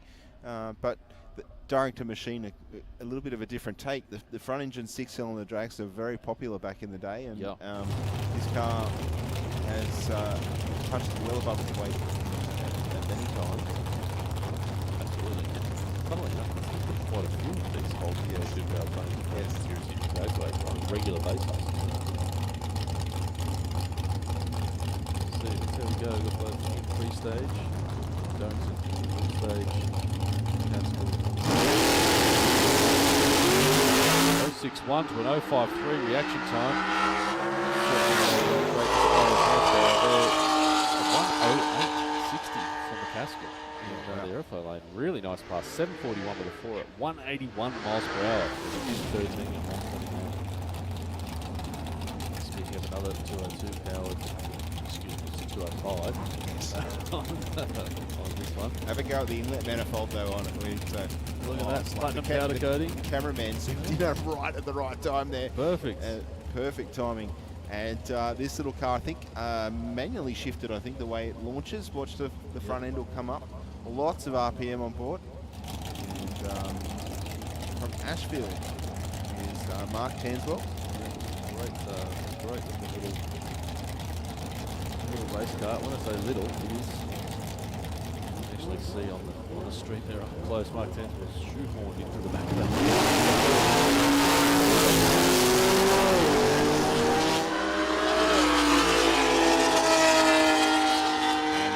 Run on through 765 with a 9, 173 mile an hour to a 938 with a 1, 141 mile an hour for Tampa. Looking at it once now, though.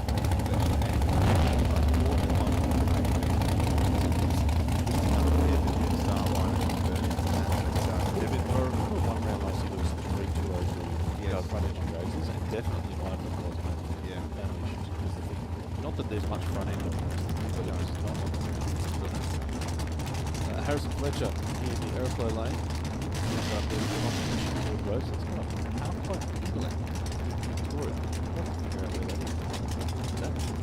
Daniel Moore in the rocket lane. Flowers and Gibbs all there on the Bantam. Combinations on radioman.com and did ACT and coding. And then it's great to see Platinum Powder Coating jumping on board with this modified bracket out here. A big thank you again to the sponsors for getting involved with the racing here at Sydney Dragway. 025 to a 006 from Moore. Order so far in a modified Eliminator and a 795 with a 2, 164 mile an hour for Daniel Moore. That is an impressive little package. 396, so a small big block, I would assume, or it could be a small block straight there. I didn't see the height, but not all of the big engines. That's a big speed. Yeah. Looks like we're moving into top Sportsman pack. We have Leo Georges in the Flying Carrot for Rocky Lamartina and Sons. Burnout from Anthony Curry there in the rocket lane. Yes, we've witnessed some pretty good skids out there from Anthony Curry in this RX2. I wonder if it's a John Force fan. Maybe he likes big skid. I think he does it because he can. Well, that's exactly right.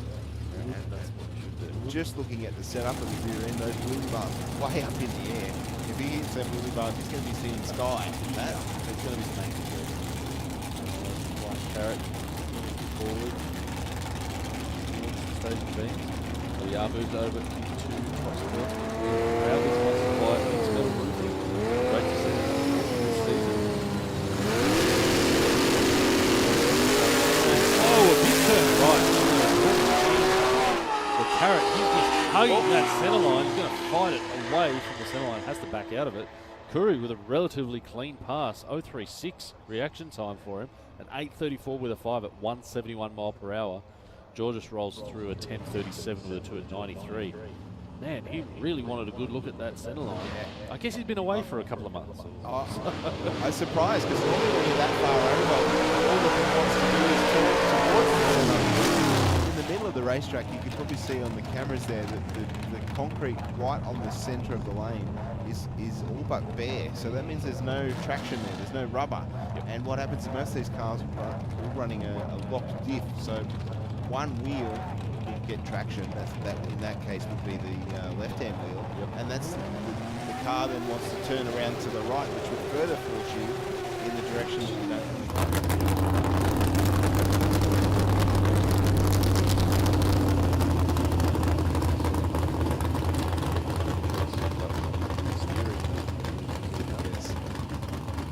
Another couple of stout burnouts down here.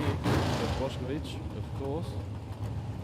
Everyone's favourite XA group down there. The combination. Way out. Wait for the dry hop. Clutch. Didn't want a car to translate drag racing into a visual form. This is one of them. The excitement. Plenty of power. You've got a great, I guess you've got a nice alternative, I guess, in the rocket lane to the power of the world. Turbo power. I've seen that car before.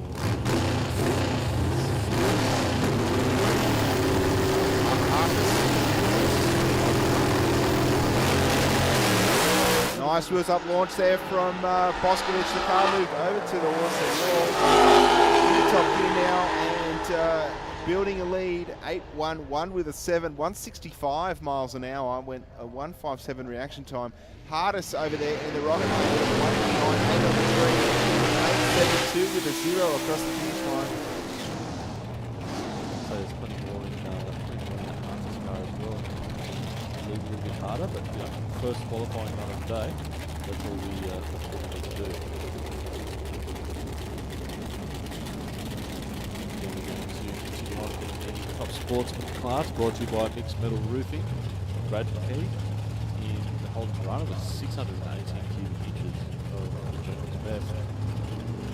Automotive buttons on board. Nathan Cooper in Holden Gemini with a 367 cubic inch small block Chevy. I don't think Cooper's car's running down there at the moment, Pat. It looks absolutely splendid in the morning sun here at Sydney Dragway. Great early model Gemini, and of course has the big injector hat sticking out the bonnet too. Yeah. Unfortunately. 003 red that big 600 cube Chevy crosses through for an 862 with a 7 at 154 mile per hour. Yeah, real shame for the Rocket Lane. Great looking Gemini. Hopefully the guys can get that figured out and get it back out for the next round. It's wept a little bit of fluid down on the start line, so. Yeah, I think maybe just a bit of fluid out of a line or something like that, perhaps. Could be a breather or something along those lines.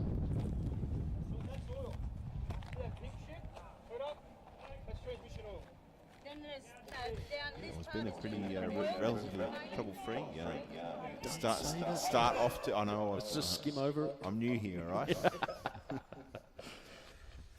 Of course, I hope everybody's enjoying the action. Those up in the stands here at Sydney Dragway here this morning. Also, those watching us via our YouTube link. Yeah, we've got some great new footage, great style of coverage coming through from the Blendline TV guys. Just gives a new dimension to the stream. Yes. You know, I mean, the guys here at Sydney Dragway have done a great job over the years with what it is that they've got to work with. But these guys from Blendline, they really know how to translate the action that's happening down on the track. And with the crews, as you can see, that little T-bucket making its way back down the return road. Just go for a Sunday drive, Saturday drive as it was today. Yes. Of course, that is the beauty of drag racing, isn't it, Pat? There's so many different combinations. You might have the same car as somebody else, for example, but there's nobody out in the pits with exactly the same car as you.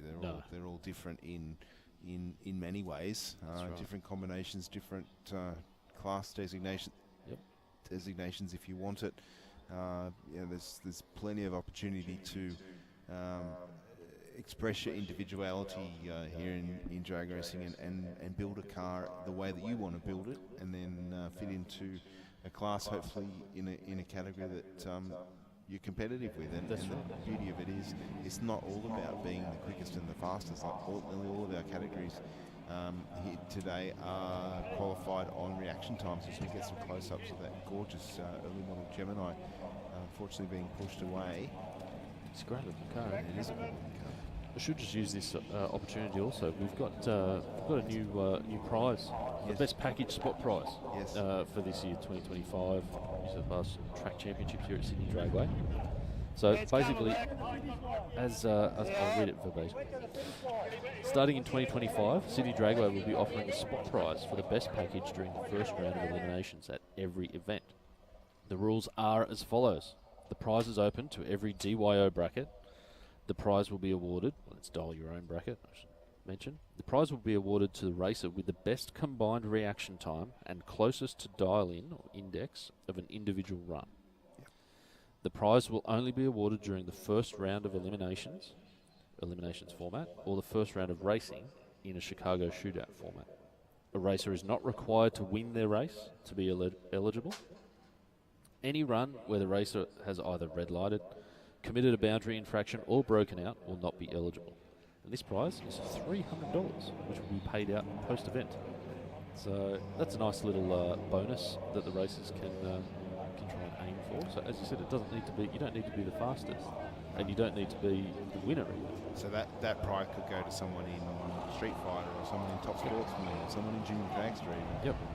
So it just gives a little bit of more recognition of having a consistent package down there, as we see Lisa Sargent. Good inside shots of Elisa Sargent's. What's she driving now? Camaro, yes. Jared Bickle Camaro. Yes. 600 cube data. I like it. Sorry to be a little bit slow there, because I knew that she stepped up, and I couldn't remember what car it was that she'd stepped into. So both the Sargents definitely are moving forward in their racing programs. It's the Catfish Camaro. That body style. Oh yes. It's down there. So very cool car, and being out of the Bickle stable, it's probably got some pretty nice bar work in there, I dare say. But well, we'd know that it's been built to the highest of standards, of course. So Jerry Bickle known for producing a very nice product. Here at Sydney Dragway, it looks like we're just running the tyres over the start line area in both lanes at the minute. Just give the track a little tidier before we continue on to Top Sportsman.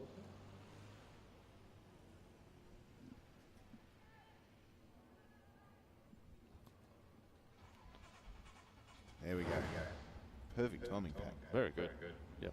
Big fan. Sydney Dragway track crew turning everything around like the miracle workers that they are. And really nice to see a bit of appreciation being shown to the crew from the races as well, a bit earlier. Cole Beverly was a good provider, yes.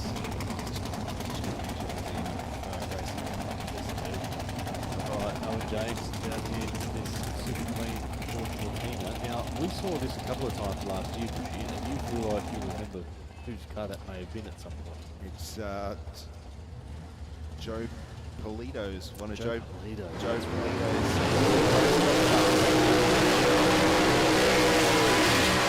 Great with that 427, but geez, you know about that 600 cube dart engine in Lisa Sargent's Camaro, don't you? Very different engine models, the size of the power plants sounding completely different. Yep.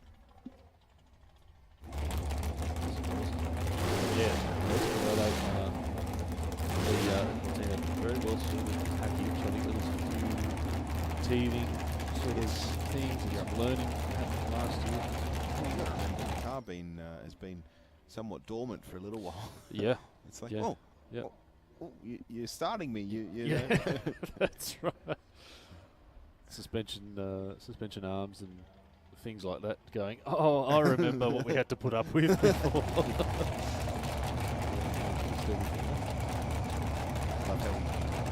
Yeah. Oh, I feel bad for them.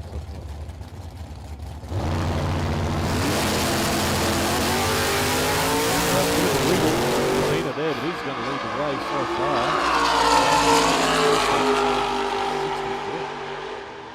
Cortina on James goes through 878 with an 8 at 153, and 926 was sits at 160 mile per hour for Sargent. 056. 087. Commodore down there. It was Joe Sorbello doing what he enjoys. Is that Joe? Aboard the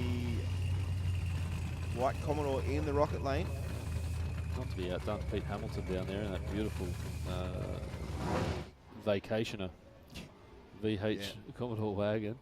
Of course, running for Perfection Automotive, the nitrous-fed wagon. Now, we have, from the commentary box on a number of occasions, seen the front edge of the bonnet on this car. That's how high the fronts come up. We're very familiar with how clean the roof is. Yes. But I do believe he shifted a little bit of weight around to try and limit that. What a killjoy. Yeah. What a killjoy. Yeah, But it's never mind, it's a lot more consistent and a lot safer. This format stops the chutes right on the finish line and runs through for an 8:42 with a 158 miles an hour. No 31 on the tree. Sabella got off with an 066 reaction time, so he's pretty chuffed with that. Still there. I think they're just starting to lean into that tune-up on those cars. And another one of our cars going through their burnout procedure, and that is Brett O'Connor from Lead Dilo for Jay's Custom Fabrications. 636 with just a light sprinkle, shall we say. I don't know how many kids are on board, but the car looking really, really nice down there on the racing surface. Brett, no stranger to Sydney Dragway, of course. Runs this car and then stepped it up a couple of seasons ago. And while he was doing Rodeo, D-Max, Street Fighter, that's nitrous purge there on the start line for O'Connor. Of course, the idea of that is making sure that all the air bubbles are out of the lines, and that power plant fed nothing but nitrous oxide and fuel. And water pressure being correct. What's the reason for purging? So a lot of the guys will run heat up bottles to get the bit of an odd maybe transport.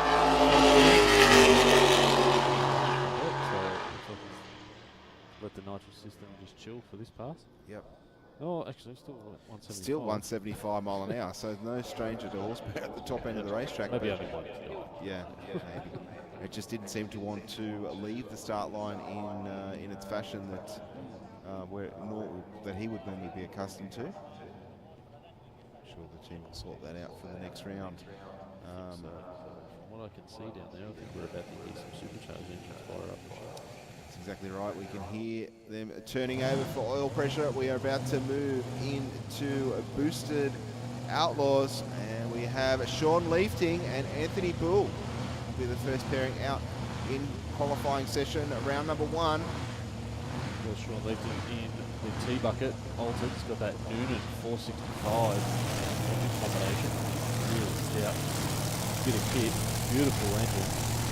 Tell you what happened, they've been churning out some pretty fancy gear over there.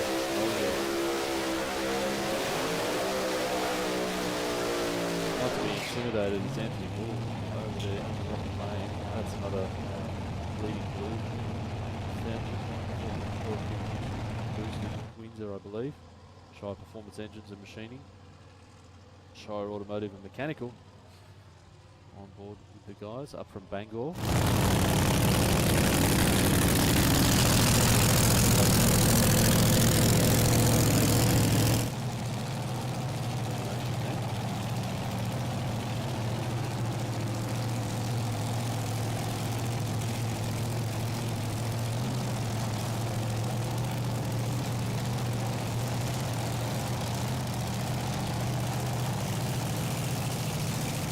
What is it? Beautiful round.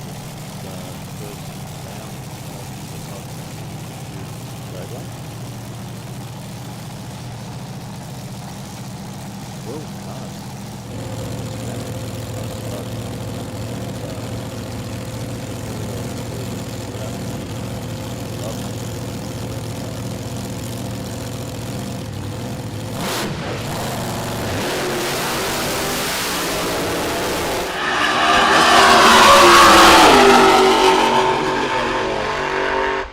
Step, but managed to keep it in the beams, so he will get a pass at 687 with a 157. Obviously out of it early. 771. Bull in the Rocket Lane. It sounded like one of those cars had a very slight pop at about 1,000 foot. I could hear it on the track mics, and our Sydney Dragway track crew just checking out the lanes. Wouldn't surprise me if it was the leading car actually. Quite low on mile per hour, given the ET. 680 to only 150. I think that was well out of the gas for quite a while.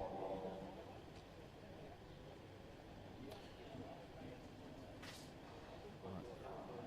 Curtis Reed and Maya Dragster the Keith Black 500 cube motor. Down here, familiar surname. A couple of familiar faces down there around that dragster, I would say. Yeah, looking like the car's received a coat of paint in the off-season. Yeah. Now running a blue livery.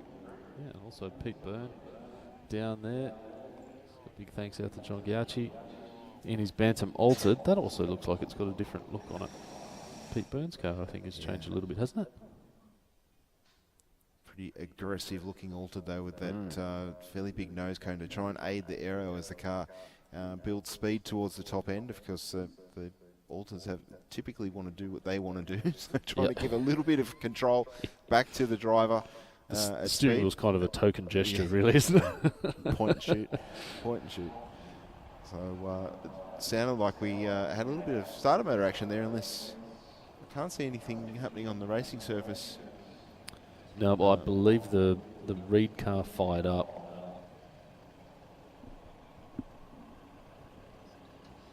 Nice dedication to Joe Gatt out there, the buzzard on the Burn Altered.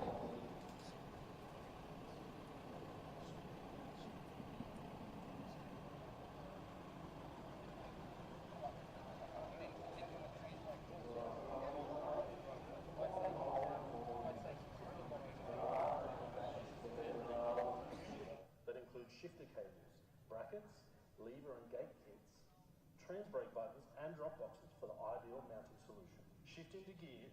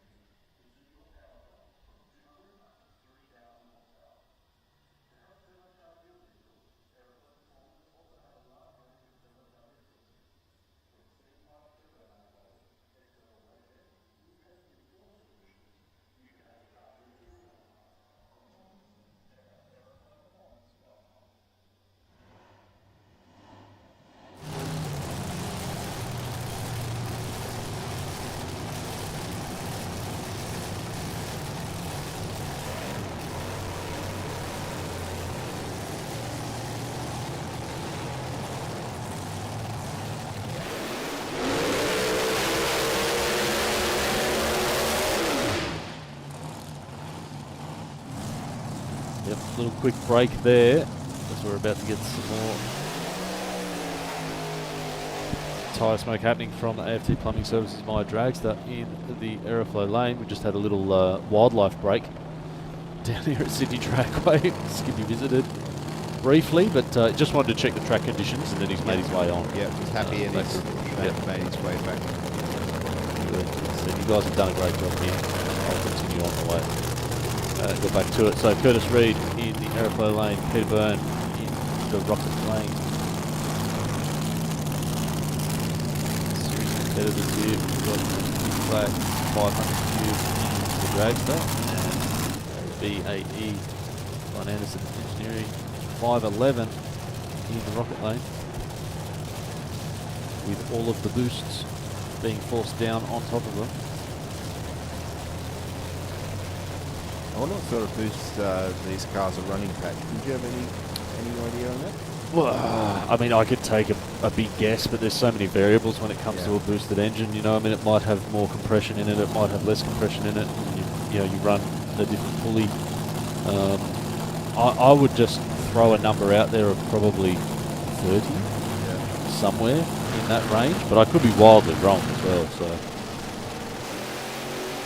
either way, it's working. Already flashed us from the ground. 3 for 3, two-step for quite a while coming into stage, pulls the chutes early, still runs a 697 with a 159 mile an hour, but Reed takes the win light there with a 676 with a 205 mile an hour.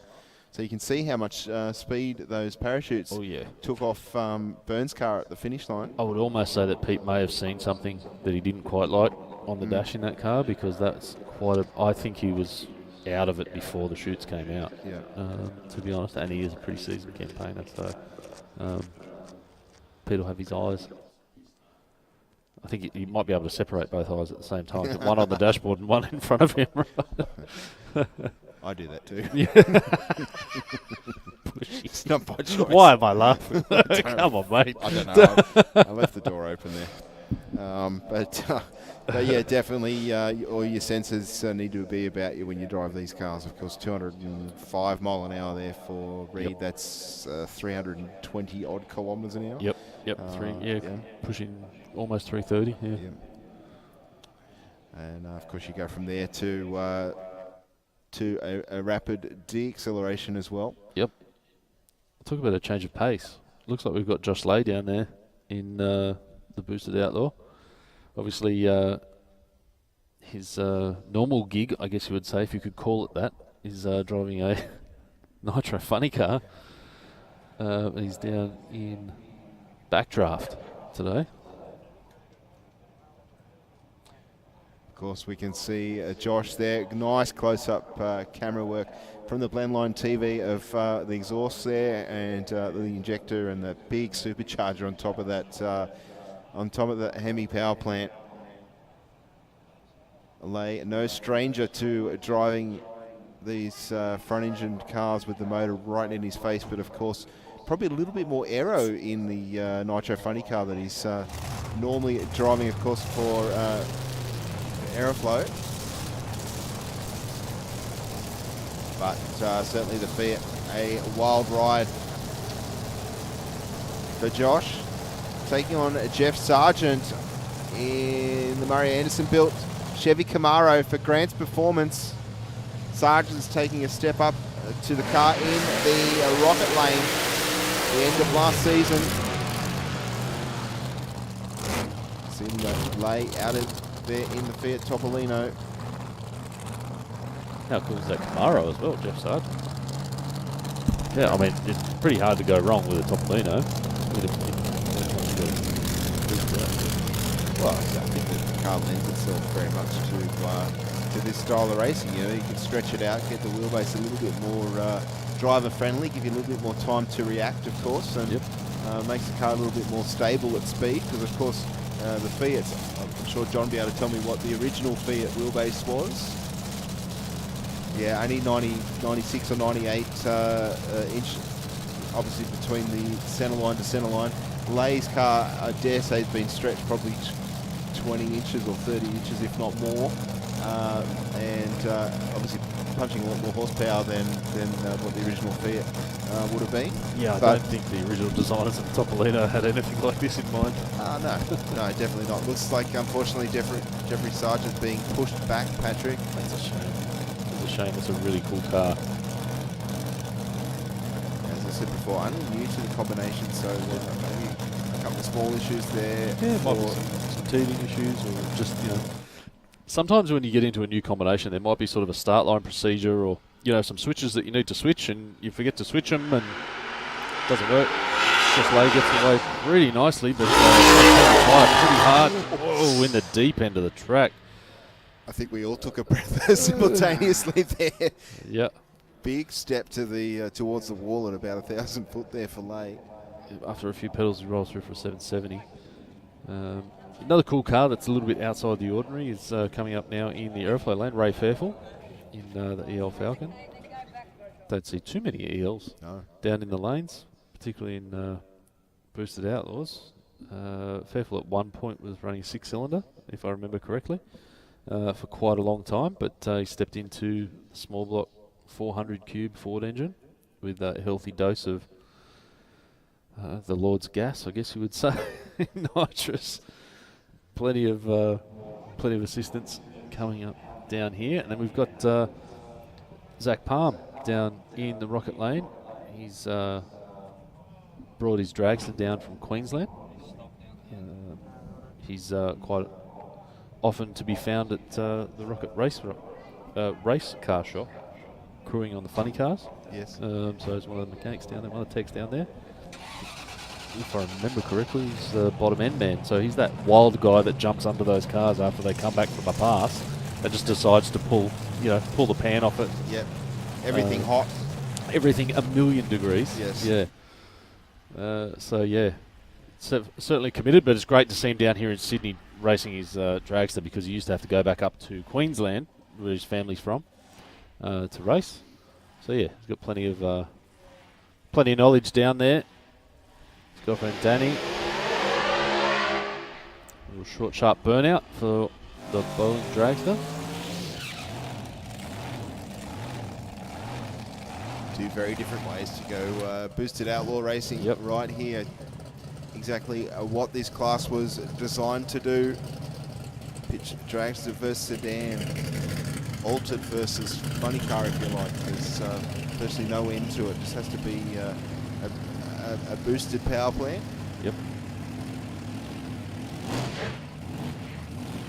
There can be aspirated boost, being a supercharger or a turbocharger, and also chemical supercharging, being nitrous. Nitrous oxide, of course. Yep.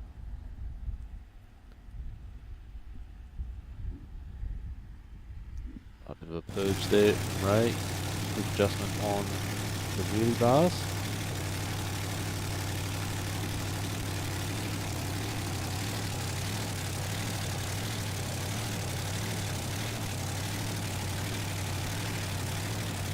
I'm waiting patiently over there in the rocket lane.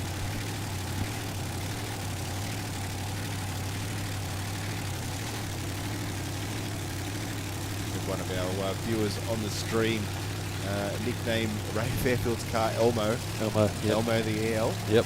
It's. I think it's actually got a number plate on the front bumper. Oh, does it? With Elmo. So they've certainly adopted it.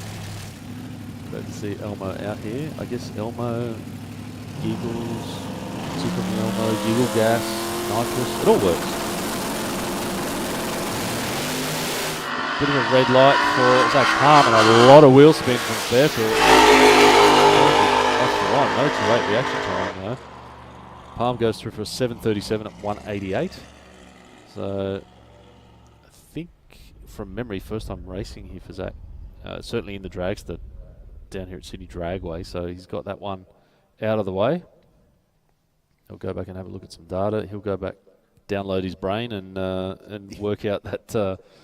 Work out that start time, and the guys in the Fairfield camp will figure out how much or how little they need to take out of that launch. Yeah, it looked like it just went instantly into tyre shake and smoke there, Pat. So hopefully the team can make that adjustment. Just while we've got this fraction of quiet time, can I have a car move that is blocking a racer in the pits? If you own a black Ford Ranger with the number plate P for Patrick, M for Mary, 428. I believe your car is blocking someone in their pit bay. So a black Ford Ranger with the number plate PM428. Would you please move that vehicle? Awesome. As we wait for that previous pair to make their way around to the return road, as you can see, more familiar faces down there from Aeroflow Funny Car Team, or Aeroflow and Rocket Industries Race Car Shop. We've got Gareth Rogers here now in his Bantam Altered. It's got the 521 Cube Hammer on board. Brilliant looking bit of kit down there. Last year, Gareth spent a bit of time just getting his head around the whole combination. They upgraded the supercharger, went from a 671 to I believe it's a 1471 supercharger now. So a slight upgrade there. That's not a step, that's a leap. Yeah, that's a big jump. You can see his wife, Brooke, crew chief, down there out in front near the start line, of course. Opening up with the tune-up. So really interested to see how the crew have got their head around this car, because it was certainly a handful at the big end when they put that big supercharger on there.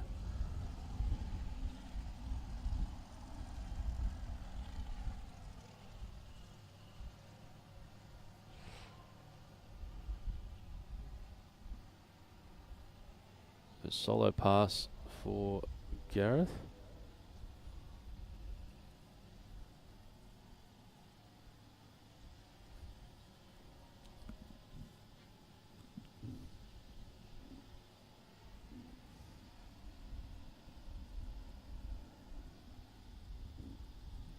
So while Gareth and Brooke were getting their heads around race cars last year, they're also getting their heads around a new addition to the family.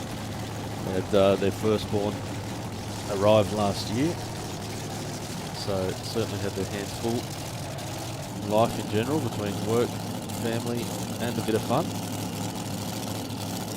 So yeah, nice pass here. Makes it all worth it.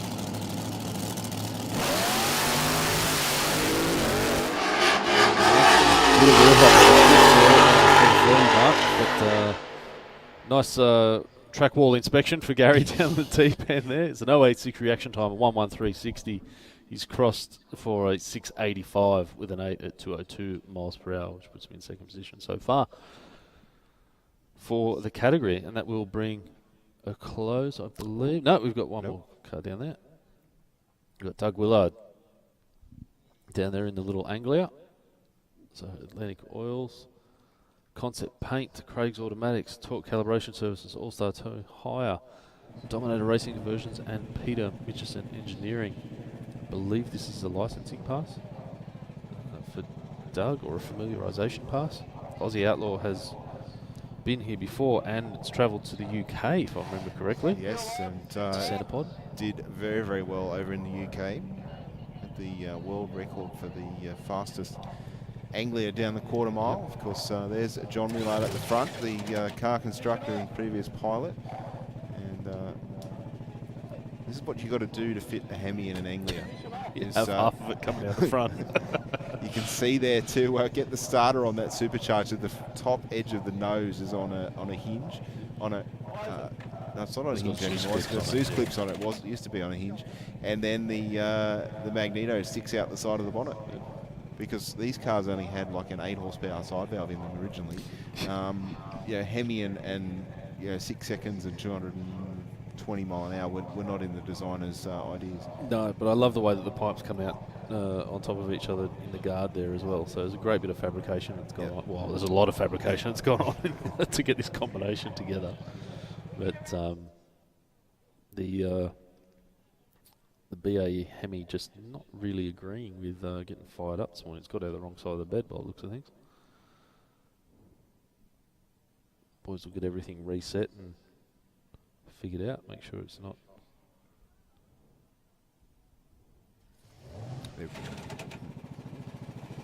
It's firing, but then stopping straight away. So it's not getting enough fuel delivery or something. We're obviously just wildly guessing up here. Looks like the plug has come off the starter there. Crew will probably take it back to the pits and reassess, find out what's going on there. Yeah, and I mean, like you said, the crew's been around, they've run world records. Yep. They're familiar with this combination. So they'll go back and figure out exactly what's happening. Why she's a bit cranky, and then they'll bring it out a bit later on.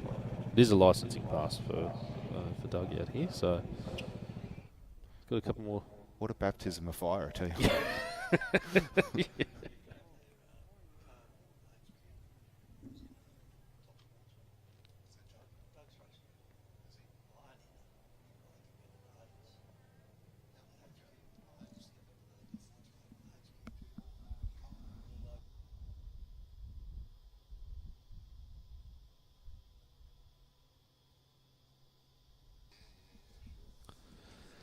All right, so we've had an all-rocket narrow flow affair in the Boosted Outlaws category today. We've got one more, Stephen Brown, better known as Wombi. Well, there's no one working at the shop today. No, absolutely.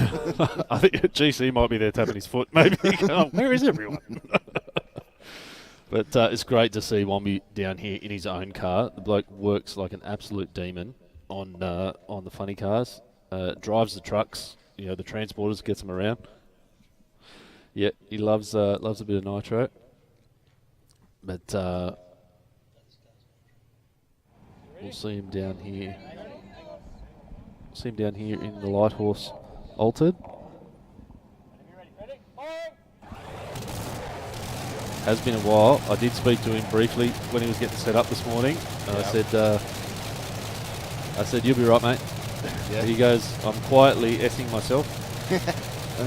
Well, I think that's a very natural appearance, of course. This sounding a little bit different to the other cars that we've just had. Wombi running nitromethane in this Altered on this pass. You can hear that unmistakable burble out the exhaust pipes. With that crackle. From the nitro. This nitro oil. It's not something we see a lot of here at Sydney Dragway. Not too many people brave enough to drive. That's the biggest issue. That's the way you won't see too many of them.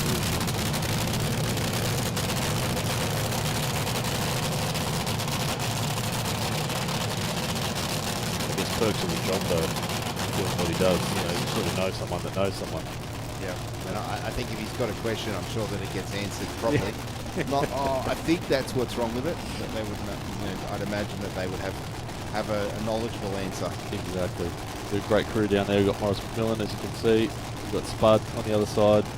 Brennan. We've got Jamie and Marie, looks like, behind the car. I think I can see Brennan Goswell down there, who's obviously big fan of Wombi, or Dad. There's another one in the shop. Rolled into full stage there. Bit of a step around at half track there, Pat, and shoots out early. And we'll roll on through. Yeah, not too bad. I did say to him that I wouldn't talk him up too much, but maybe I talked him up too much. But he's going all right. Good old Wombi. Good to see him make a lick. Crew will get that back out there and get it all figured out. And that will be the end of Boosted Outlaws category, and we're going to move into Extreme Bike for the next round. Just double checking there wasn't one of those new amazing sponsors on board with this category. We can see there on camera we have Deanne as a party on right of screen, and Alex Borg. Yeah, great to see Deanne back on the bike as well. She had sort of a bit of a I don't know, a relearn curve last year. Yes, well, very much so. She did take home a couple of trophies at the awards dinner last night, so definitely the changes lent themselves to her racing style. Yep. And hopefully we'll see that continued improvement. Absolutely. In her racing. And I mean, Alex Borg, I mean, this man's one of the quickest on extreme bikes here in the country. The bike has been settled down a fair bit on the start line, and I think that's certainly contributing to the quicker ET and the faster speeds that we're seeing out of it. Absolutely. The mile per hour that this bike has run previously has been ridiculous. So it's one thing to do it in a car when you've got a cage around you, but to be sitting on top of these things, with an absolute missile strapped between your legs, it takes some mental fortification, I think, is probably the way that we'll put it. Well, we can see there one of the big things with extreme bikes is they don't run any sort of wheelie bar, so they extend the rear swing arm, swing arm on the bike to try and get a little bit more rideability off the start line and allow you to apply that power quicker. And of course, the more horsepower you apply and the quicker you can apply it, the quicker you'll run at the top end of the racetrack. Yep.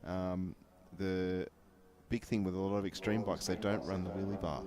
So the wheelie bar is I'll use the word insurance on a motorcycle, that you can leave the start line at quite high RPM, let go of the clutch, and then just come back on the wheelie bar. I say this as I've ridden motorcycles all my life.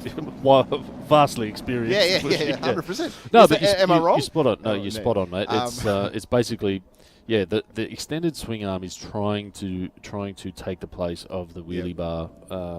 It basically increases that fulcrum point. It makes the wheelbase a lot longer, so the weight of the engine is further forward, and it means that as it's trying to lift the front of the bike, there's a bigger lever for it to happen. So rather than having a stop, which would be the wheelie bar, you're just basically relying on that lever, and then you've got power management, things like that when it comes to delivering that power to get it away. Which I think has been one of the big improvements in drag racing overall is the way that the tuners can now manage where the power comes in, either through boost or through like ignition timing. Fuel, all of those things. All of those things now can be monitored and changed. It's not just I've got this jet in the car. That's right. or even in regards to turbos. Red light from Alex Borg, 005, but he's still going to make one hell of a pass. There is some mile per hour on board with that bike. Wow. 215.9 miles per hour. It's a 698 with a 9. Down as a party, crosses through for an 858 at 163 mile per hour, so something not quite 100% for her. And Borg was running 170 mile an hour at half track. Isn't that insane? I haven't even done 170 mile per hour at all, ever. Make it happen, Pat. Make it happen. Yeah, I should rephrase it. I have done that, but just not at the racetrack. Anyway, moving on.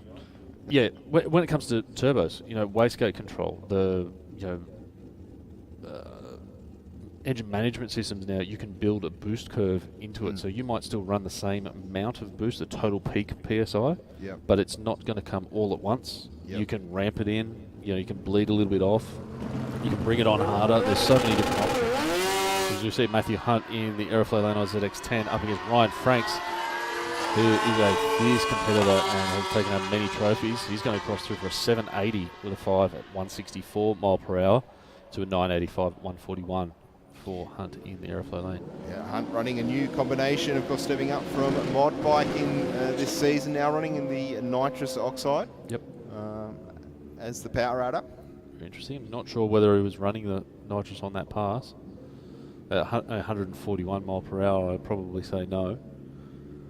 Being a leader bike with nitrous, I'd expect more than that. Most of the leader bikes, later model leader bikes, anywhere from 1 litre to 1400 are going to run 140 without breaking a sweat. So it might have just been a feeling out pass for the first one. We've got Mike Lawson, DY in the Rocket Lane. There's a quick Hayabusa out here as it steps a big way to the left. I don't have the data on the racer in the Aeroflot Lane. Unfortunately, it crosses through for a 9.53 with a 5 at 153. Lawson will roll through a 13.27 at 102. All right, Brent Gilliver down here on the Suzuki. He's got that different style of bike, that more traditional style with the wheelie bars and the slick tyre, or the squared tyre.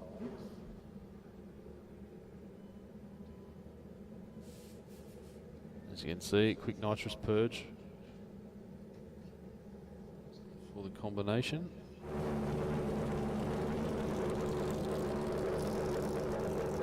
Gill was a regular here last season and many before that.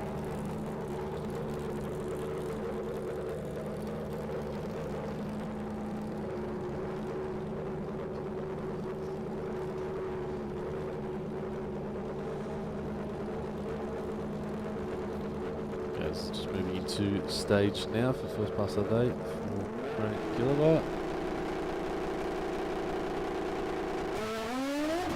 Ooh, big backfire. Looks like a bit of timing not quite right, but wild ride for Gilliver as he goes on down the pass there. The bike wanted to lift the wheel, get him through half track.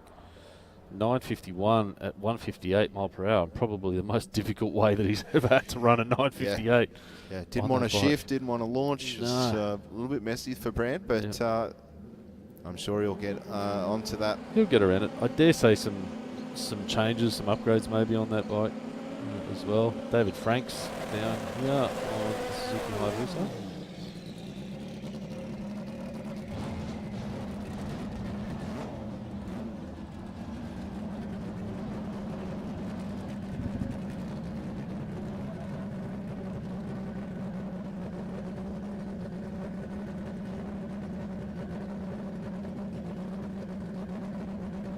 Funny, Pat, the low-down angles that we're seeing on the stream are completely different to what you and I are actually looking at from up here. Yeah, it's changed it so much. It's so cool to be able to see the cars and the bikes up close. Nice and easy launch for David Franks there, 145 on the 60. And the Hayabusa is going to cross for a 933 at 114 mile per hour off the gas, nice and early. Well, Bushy, as we get back around into Power Plus Fuels Super Street for the next round, I think I might hand over to a familiar voice, your friend and mine, JB, John Smorach, hand it All right. over. I'll be right back later. All right, Pat. Thank you very much for your efforts this morning.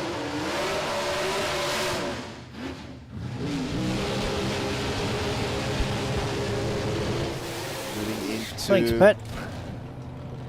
Hey, Well- Bushy. Good morning, John. How are you this morning? Pretty good. Of course, JB up in the box here today with Pat and myself on commentary. We're moving in to a super comp.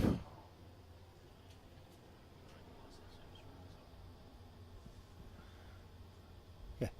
And Arthur Savolis in the VN Commodore down there in the aeroflow lane.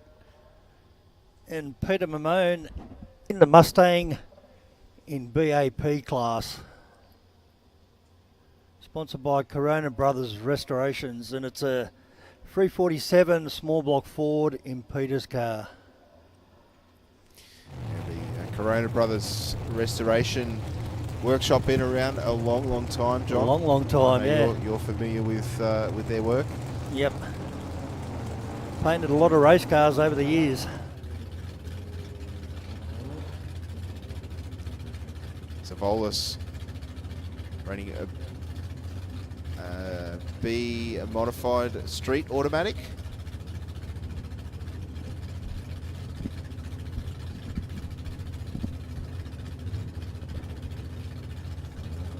The Holden power plant on board for Shire Performance engines. Dan Best carburetors. Just waiting on Mamone to move into full stage. We can see his top white light on into full now. That second white light comes on. Savolis leaving the red light. And Mamone will take the win here. Runs on through for a 7.53 with a 181 miles an hour. And Arthur with a 13.72 at 57 mile an hour, so I dare say he had some problems. Yeah, the car not wanting to launch, didn't seem to want to launch properly off the start line.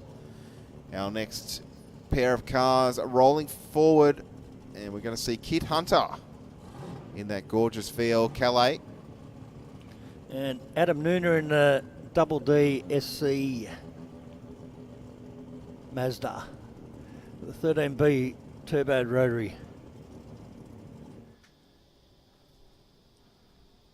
Adam from Denham Court in New South Wales, sponsored by Uni Group Engineering and SDR Motorsport.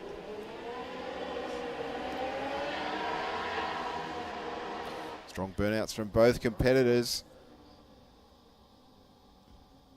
Hunter running for Hunter Engineering and Perfection Automotive, and of course PPG Paints. Very pretty car, Kid Hunters. I think it's the ex-Robbie Beecham show car. I think so, which From won many years ago, won Summernats one year, I think. Summernats Grand Champion many years ago. Yep. Still looking absolutely fantastic down there in the sunlight of Sydney Dragway. Yeah, I think it was a well built car. Bill Jones, back in the day. Here's a name I haven't heard for a long time. Yeah, I'm pretty sure Bill's retired, don't quote me.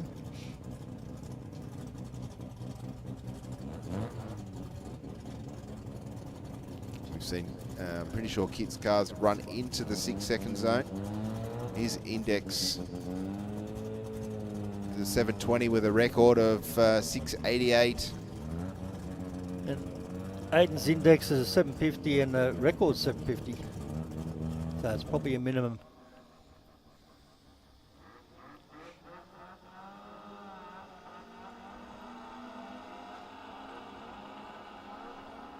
Yeah, Nooner running the manual transmission. Hunter with the automatic. Nooner's car's just bogged down on the hit. Nice launch for Hunter. Looks like he clicked it just past half track. And we'll roll on through for a 9.19 with a 9 at only 93 mile an hour, John. Yep, definitely clicked it. Yep. And Aiden with a 908 at 162 mile an hour. Yeah, I dare say that a little bit left in that Mazda. If you can get the launch. Yeah, the launch was a little bit messy, but they can fix that. All right, now we're into Super Street.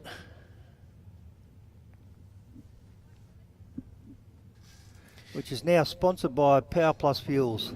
Exactly right, John. And of course, Power Plus, fantastic to see their ongoing investment in grassroots motorsport, not only now sponsoring a category, but also supporting many of the cars and competitors within that category as well. We have Blaine Bull down there in the XD Falcon for Shire Automotive. He's in the airflow lane, taking on Alan Stevenson, supported by Power Plus Race Fuels in the HB Tirana. 017 red on the tree for Bull, an 042 green for Stevenson. The Falcon is out and gone. We'll get the finish line first. 11.15 with the 0. 119 miles an hour. And 11.63 for Allen in the Rocket Lane, 118 mile an hour.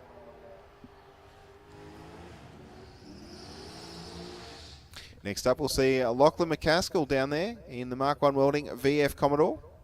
LS3 on board for him in the airflow lane. The Racer McCaskill family. Yes. Everybody races. In the right lane, Sammy Joe Johnson in the Commodore.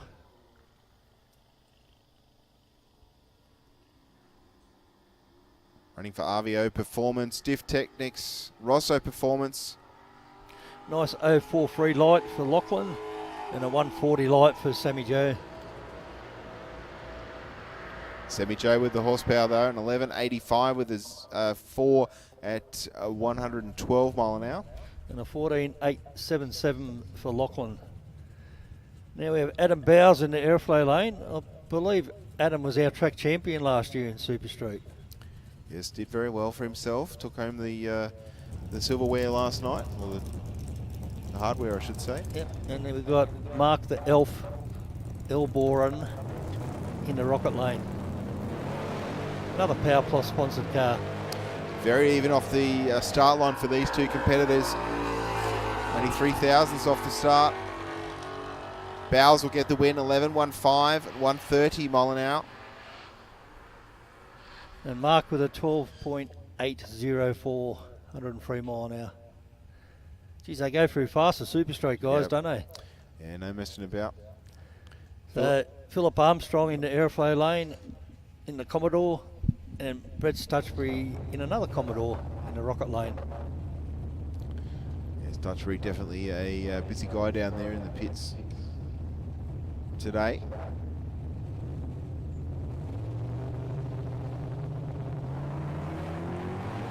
.082 on the tree for Armstrong. And a 117 for Brett. Stutchbury trying to chase him down at the top end. Didn't get there. 57 10,000s across the finish line.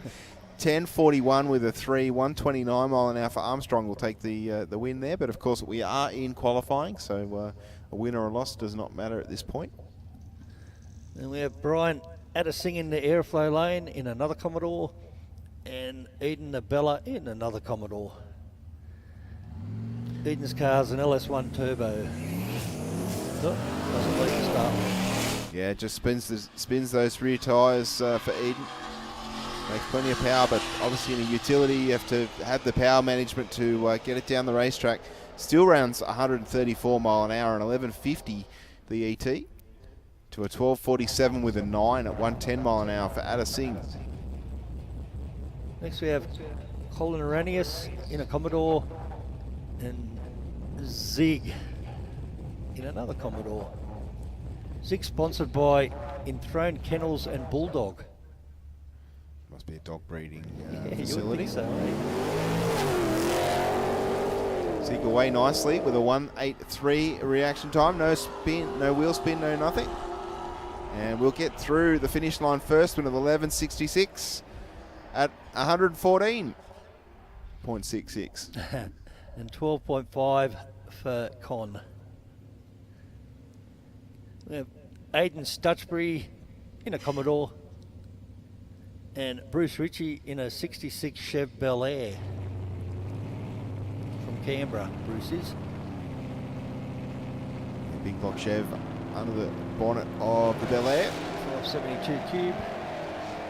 0.45 on the tree, John. Aidan Stutchbury left before the third amber. Now this car, I believe, has been put together in the last week. Oh, wow. So it's been a bit of a thrash from the dialed-in racing team. 12.61 with a 3, 113 mile an hour to a 10.94 with a 2 at 124. And we've got David Matasevic in a Ford Cortina in the airflow lane, and Richard Matasevic in a Ford XY Ute. I'm assuming they're related. Yes, brothers, of course. But I had shared the table with Richard and David last night at the awards night, and Richard was saying that changed the exhaust in this car, picked up a fair bit of horsepower. Nice. So was looking at some performance gains. This run, he's got the jump on his brother, went 0.15 on the tree. Nice light, 015. Only 94 10,000ths across the finish line, so locked together at the stripe. 10.73 with an 8 for the utility there. Only 98 mile an hour, so he probably lifted. Craig Warren in the airflow lane in a LJ Tirana, and Jim Raptus from Picnic Point in a, it says Jeep Trackhawk, but it's not, it's a Tirana. It's definitely not a Trackhawk. The screen must be wrong. It's all right, I will run next door on my break and have these...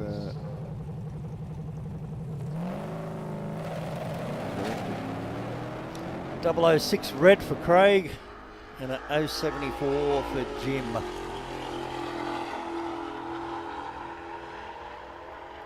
Craig runs it through for a 10.32 at 128, and Jim with a 11.216, 119.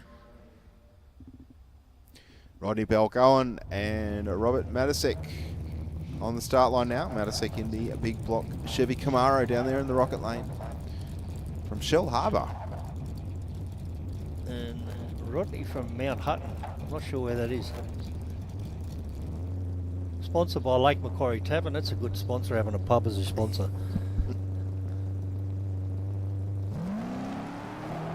.081 light for Robert.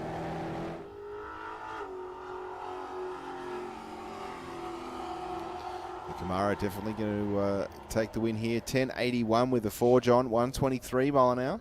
11.97 for Rodney. Really good roll-up of Super Street cars here today. I think there was 32, wasn't there? Yeah, 32. Yeah, wow. Really good field. It's a good field. Excellent field. Everyone's keen to race. So we have Corey Stutchbury in the airflow lane and Dan Matesic in the rocket lane. Oh, no, this is the, yeah. Another Camaro with a big block, small block, 434. Geez, I'm messing up. It's all right, it's all right. Pretty little car, this Camaro. It's not going to catch the Commodore across the finish line, though. 10.85 with a 7, 125 for the airflow lane. It was 11.06 for the Camaro. Pete Giddens in the rocket lane. Small block Ford in a TD Windsor, in a TD Cortina. And Chris Zammett in a Commodore with a Chev 350. Yeah, both these guys no stranger to these race cars. Giddens usually just lifts that left front on the hit of the throttle. And does it again. 063 light for Chris Zammett. And not so good, 280 for Pete. You won't be happy with that. Giddens runs through for an 11.39 with a 6. 119 mile an hour and a 12.0 on the tree for the airflow lane there. Looks like Mark Hopkins will go on a solo on this pass, John. Running for Hurricane Metal Roofing, the LX Tirana. Running the Holden 312 cubic inch power plant. And plenty of sponsors. Arthur Johnson Engineering, CB Welding, Renew Automotive, Guilford Spares, JF Engines and Halltech. Well supported. 050 on the tree for Mark. He's our runner-up in a Super Street last Track year champion. and the year before in the Okay, Track nice. Championship. So very consistent. 11.05 with a 3. 122 mile an hour. Well, it's going to be tough to win today with 32 cars. Would have earned their... Yep, 5 rounds of tough racing.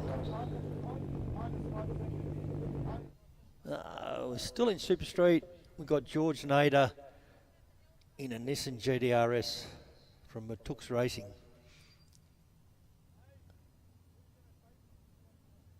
They're having a look around that car, so... Billy just pointing at something. I think...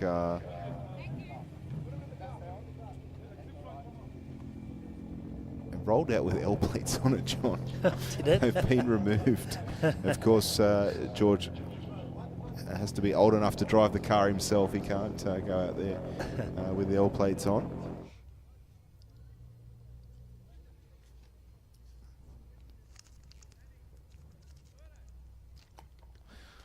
All right, the R35 Skyline is definitely a quick machine out of the box.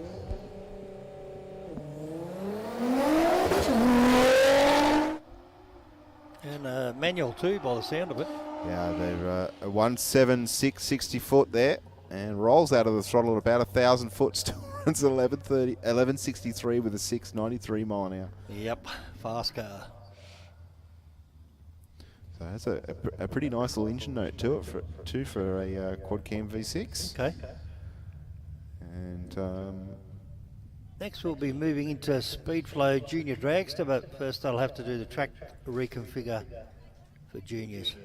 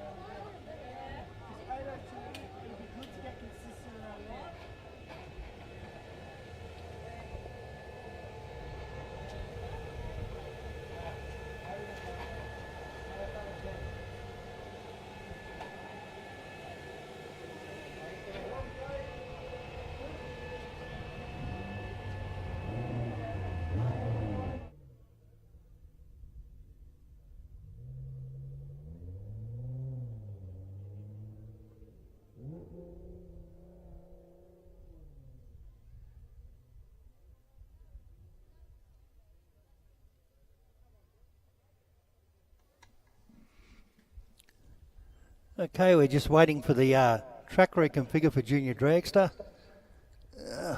Do a little bit of celebrity spotting. I can see Trent Smith down there on the start line. And old man Burtonshaw. Billy's there as well. Karen. All the celebrities. And they're all ignoring me. Pretending they can't hear me. not one of them reacted, John. I know, it's disgraceful. It's disgraceful. Of course, Junior Dragster brought to us by Speed Flow products. And, It's one of the flows. Yeah, it's fantastic to have them on board. Of course, we can see Joe Princey down there with the starter motor. The godfather. Yes, very much the so. The godfather of juniors. He was around when you were racing juniors, wasn't he, Bushy? He was. Yeah, awesome. He must be old. I'm feeling old. I'm sure he. You're not 40 yet, are you?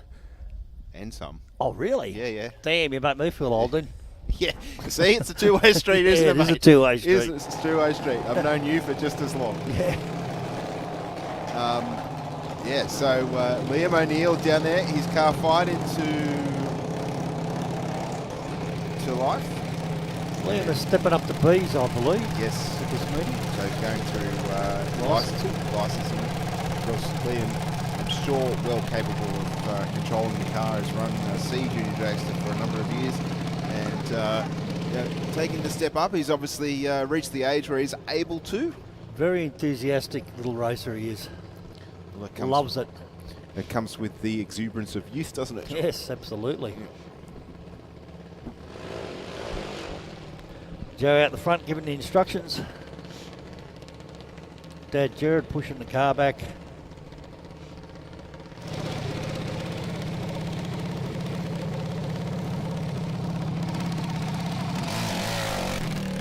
A fair bit of flex in the rear of the chassis on this Yeah, car. isn't it? I think it's one of Joe's cars. The Spitzer car, I believe. Joe has owned a number of junior dragsters over the years. Most definitely. I think he could nearly say he was one of the first to bring in a car from the US. It was the Spitzer make of car anyway. Yeah. I think Dude exported in a US car too back in the day. Well, they were teamed together for some time. Yep. And then they went their separate ways, I guess you could say. And Ricky and Fred brought in their own car and continued racing. 088 on the tree for Liam. Goes 187 to the 60. And an 888 with a 1. Good job. And the car pretty consistent too. Went 890 with a 0 on its first or second full power pass. Came back around and did a second pass in that last round of qualifying. How many passes does he have to do to upgrade his license? I'm not sure. Not sure, John. Yeah. I don't know if it's 3 or more. I'd imagine being an upgrade would be fairly straightforward. Yes. Yeah, it's not a new license. So we'll have to go ask Joe that question later. And of course, here is another racer who's taking the step up, and that is Benjamin Adard. A good-looking little car. Yeah. Quite like it. I did ask one of the crew guys whose car it was. I thought it might have been one of their old ones, but there's been a little bit of seat swapping in the off-season, I guess. Yeah. Been informed that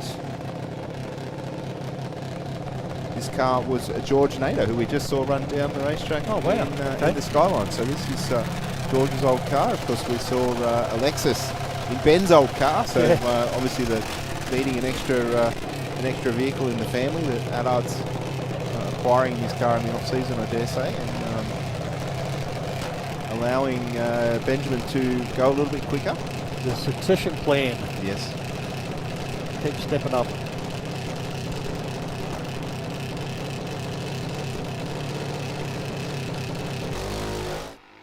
Oh, 2-3 red on the tree for Benjamin on this pass.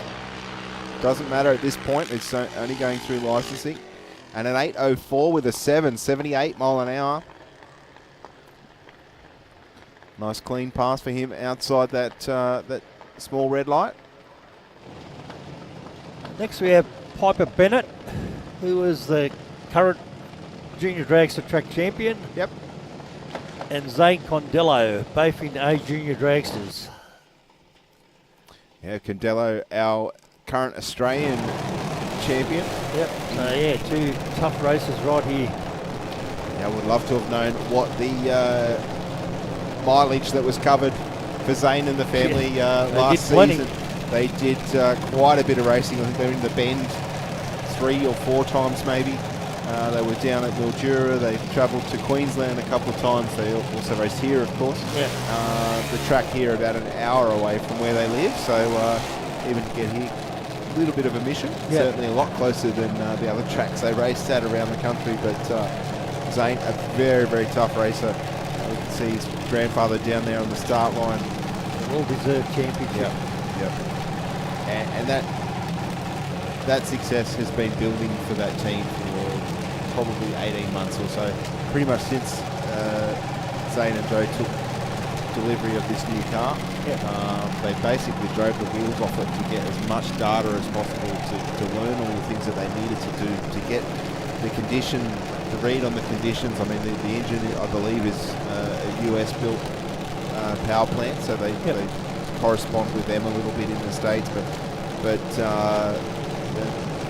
Zane's grandfather pretty cluey when it comes to tuning these cars, and that's certainly showing in the success that they're having. And Zane very, very good on the lights as well, which is critical. They were up at Willowbank for the New Year's series only last week, and Zane took home another win light there. Tons of travelling against, and he was against Carlos Harvey, I think it was, in the final. Oh, good pair of lights. A 006 for Piper and a 019 for Zane. They'd both be very happy with that. And Piper runs it through for a 8184 and Zane with a 8092. So Zane picking up a little bit of speed there. It's maybe not as humid as it was. I haven't been outside since coming upstairs this morning, but it was very muggy this morning. So I dare say, even though it's hotter, it's probably a little bit better air conditioned for these little cars. Of course, not massive capacity. There is only one cylinder, so you can only burn so much oxygen. So we have Tegan Smith in the airflow lane from Albion Park and Chloe Rako in the rocket lane from Albion Park. Pretty good friends, Rako and Smith family. I think the majority of the races down there are pretty good. Yeah, pretty good friends. Looking at the know each other, social media posts and whatnot, they all seem to get on very well, which is a big thing when you go racing and you spend time with not only to compete, but you've also got that friendship element as well. Yeah, 100%. Well, I'm sure the friendship stops when the helmets are on. Oh, 100% it does.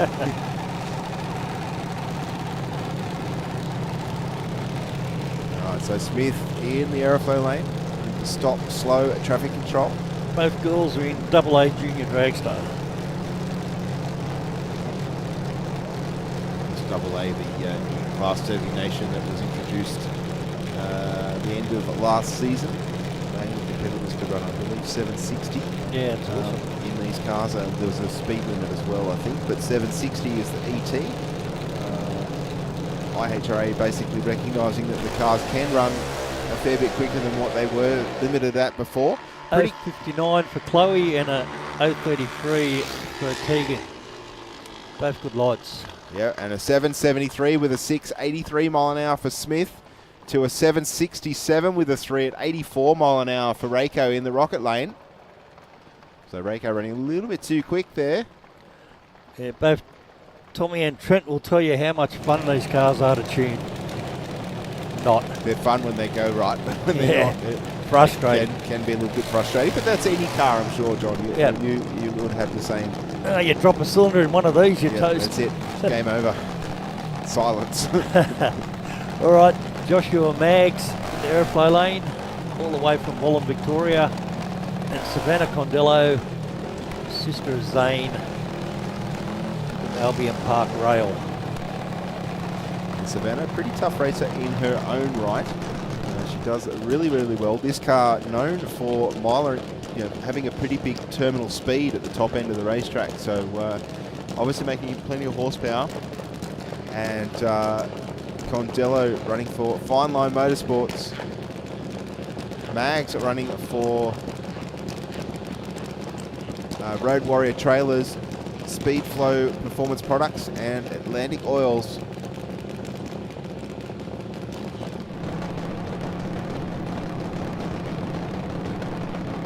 See these awesome shots from a Blendline TV on the start line. That's Joshua Maggs on screen there, leaving with a 1:14 reaction time. Condello a 10th better with an 0:47. And Condello gets there first, 8:06 with a 3:83 mile an hour at the top end of the racetrack. And an 8:12 with a 79 mile an hour for Leifting. For Maggs, rather. Next up, we'll have Charlotte Leifting in the aeroflow lane. I think the Speedflow products taking on Jaden Burnisev.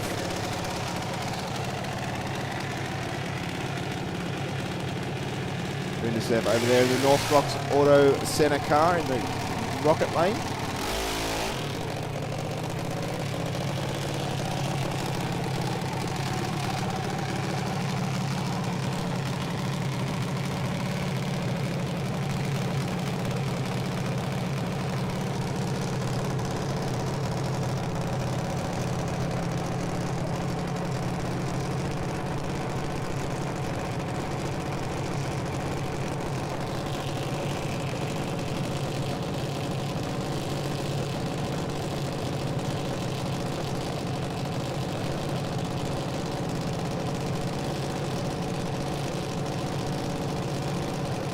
See Burnisev down there being guided into stage by Harry Rako.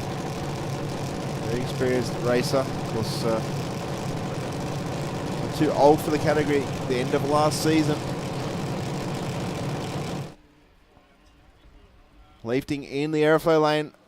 Leaves the start line with a 1:63 reaction time and a 1:96 on the tree for Burnisev in the rocket lane.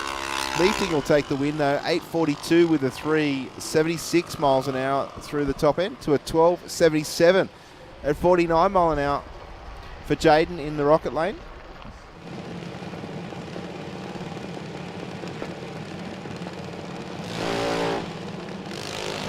The next pair rolling towards the start line. We have Aubrey Maggs in the aeroflow lane. Up from Victoria, Wallen. Rocket lane, we've got Georgia Leafting from Oxley Island in New South Wales, both in B Junior Dragsters. Have you had a chance this morning to check out the new trailer for Maggs? I believe they debuted. He was talking about it on social media, and I assume that it's here. He had a new trailer that he was building. About to debut. Road Warrior trailer. Correct. Yep. Correct. If you want a fancy trailer to transport your race car in, he's the man to go see. I'll go down and have a visit that later. The way I read the Facebook post is that it was all but finished a new trailer for the team. Aubrey goes 037 red, and Georgia with a nice 025. Aubrey runs through for an 855 with an 8, and Georgia with an 857 with a 5. Yeah, good side-by-side race there, John. Only 700ths across the finish line. Our next pair will have Taylor Smith for Northwest Parts and Performance in the aeroflow lane. And Johnny Lucci from Menangle in the rocket lane. See Smith there on screen.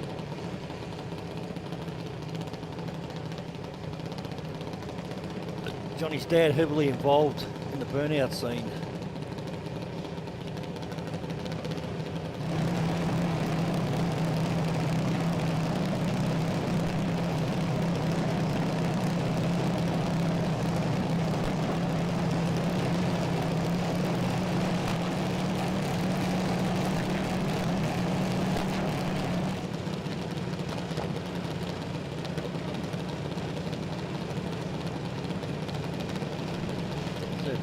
Taylor into full stage now. 232 light for Taylor and a 092 light for Johnny. Taylor runs through for a 786 and Johnny with a 905. Then we have Emma Leafting in a C Junior Dragster and Jake McNamara in a AA Junior Dragster.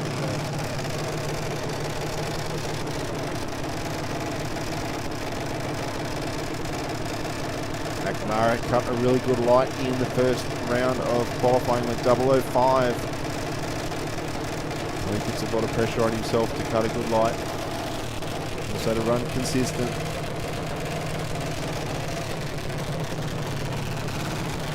Two competed at the recent New Year's Series up at Willowbank.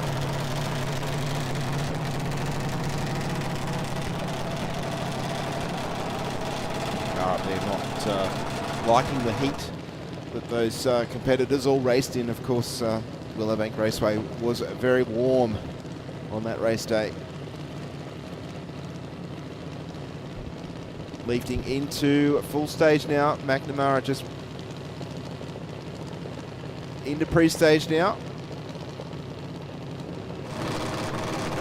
Now into full. The tree will count down. 079 red on the tree for McNamara this time. And an 046 on the right side of the tree for Emma. And an 813 with a 3, 79 mile an hour for McNamara. Picked up about a 100th of a second there. And a 12.20 with a 7 for Leifting. Also got a little bit quicker. Nearly a 100th of a second there, I think, John. Edith Mags. How many mags are there? 2. 2. Okay. So Edith and Josh. And Savannah Lucci. In a C. So many siblings racing. Yeah, There's it's awesome. brothers and sisters everywhere. Yeah, fantastic. Really nice family, the Lucci's.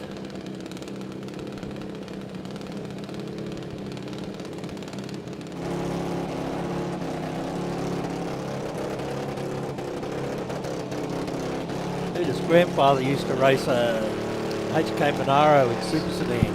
Yes, he With a Jericho. did. Very, very tough And race. won the Nationals 1 year at Calder. He did.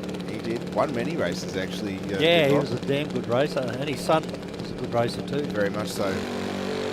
Both his sons were in junior drag. So Jason went on to race several different cars. Alcohol Dragster, Corvette as well. Yeah, the Corvette was in Supercom, I think. Yep.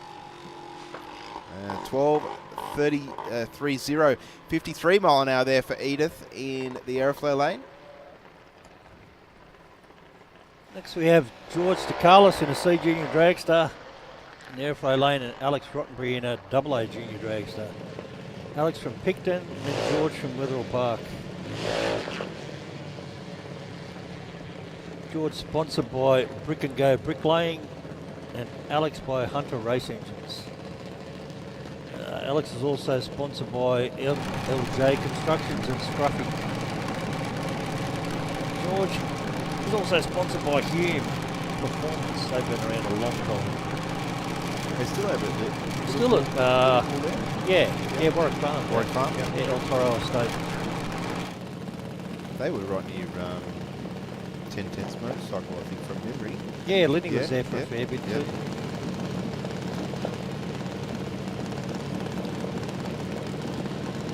Alright, so Carlos in the C Junior Dragster.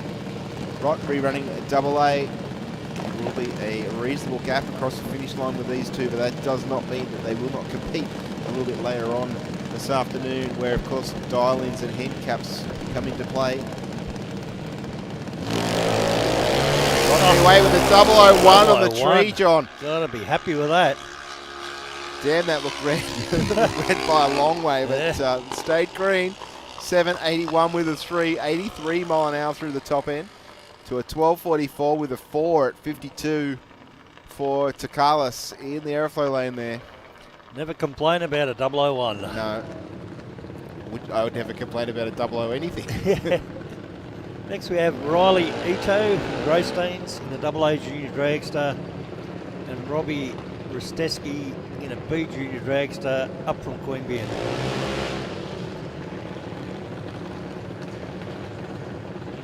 Riley sponsored by Murphy Finance Solutions, and Robbie by CA Motorsport.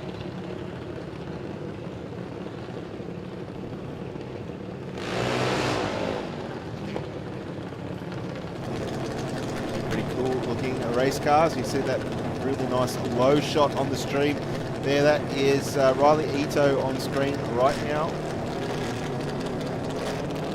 That is a good shot, isn't it? It shows exactly how low these cars are to the ground. Some drivers sitting a little bit more upright. We see their Riley's car, the cage and body fairly high. Some of the other cars are quite low. Like you're laid right down in. I know that the car I used to race is sat up, which suited me. I don't know how I'd go in a lay down car. might be having a little bit of trouble staging. This car got the dual element wing on the back, which we can see from up here. Riding leading with an 011 light to an 055. These guys are tough on the tree. Yeah. And a 790 with an 881 mile an hour for Ito. And a 889 for Robbie, 71 mile an hour.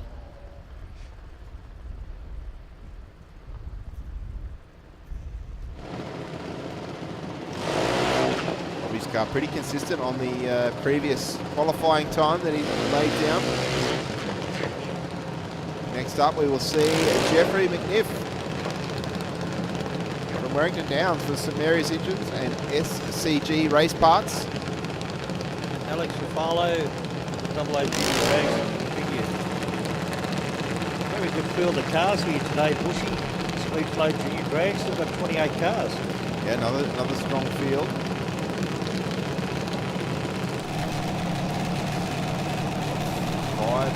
Probably five rounds of racing, 5 I dare rounds. say. And whoever wins this will have earned it. Plenty of tough races in this bracket.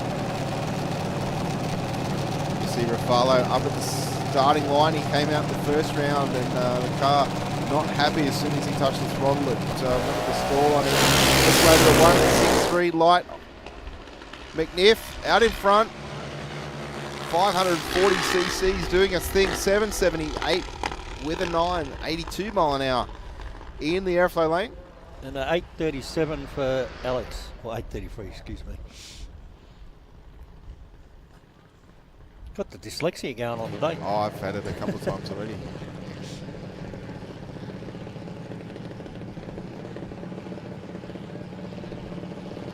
All right, looks like a Jacob Longo for Trackside Automotive will run a solo here. We're going to have a few more license passes following that. There's a couple of licensing in junior mod too. No, there's 3 cars here, 3 bikes in that field today that I'm aware of. Yeah. If there's someone licensed. Oh, I don't know. I'm not They, sure. yeah, they did. Oh, there's 4.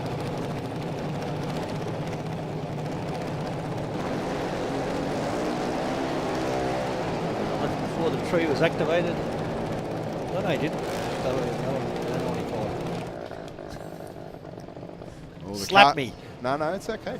Just try not to highlight it, John. No, I'll own my mistakes. 095 on the tree there for Longo. The car not sounding great across the finish line though on the track mic, so not sure that car. Usually pretty consistent. We have seen Jacob take home a couple of trophies here from Sydney Dragway in the recent past. Liam and Anil back. He was at the beginning of this session. Yes, that's exactly right. So they're trying to get him licensed, do those. Yeah, to make first round, I guess. Yeah. And a 940 at 146 mile an hour for Papa Costa in the Capri. Bet you wouldn't mind getting some packages delivered by that car to your workshop, although he would have filled up 3 times between ride and where you are. That's it. Next, Louis Palumbo in the 1-tonner, and Sean Marr, Australia #1 in the Tirana.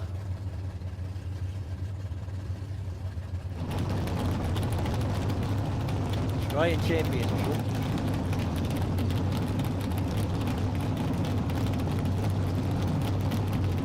Fair bit of travelling last season.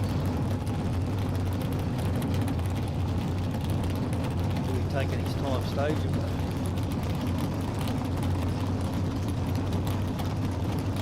Using up every second.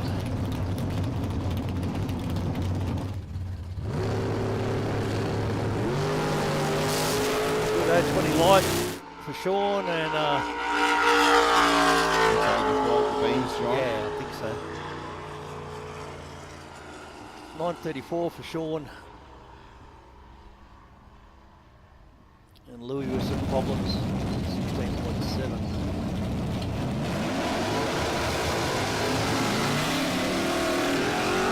Next up we'll see Larry Etzel in 300ZX on HMGM machining. And Rex Webster in the right lane in the Austin A40 Ute with a 540 cube Chevy in it. That's a lot of motor in an Austin A40. Rex down from Badawi near Newcastle.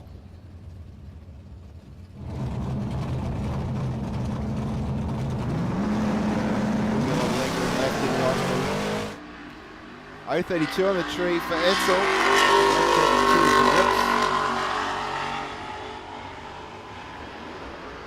The big block will take the win, 9.58 with a 7 at 140 mile an hour through the top end. To a 10.20 at 130 for the Nissan. We have Joe Zammit, Airflow Lane, the Real Commodore, Jason Field, Ford Telstar, 427 Ford motor. A lot of Zammits in drag racing too, isn't there? Yes.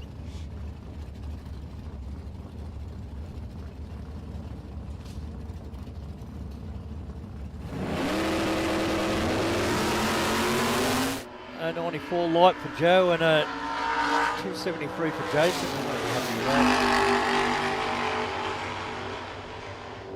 Jason runs it through for a 8.85 and Joe with a 10.35.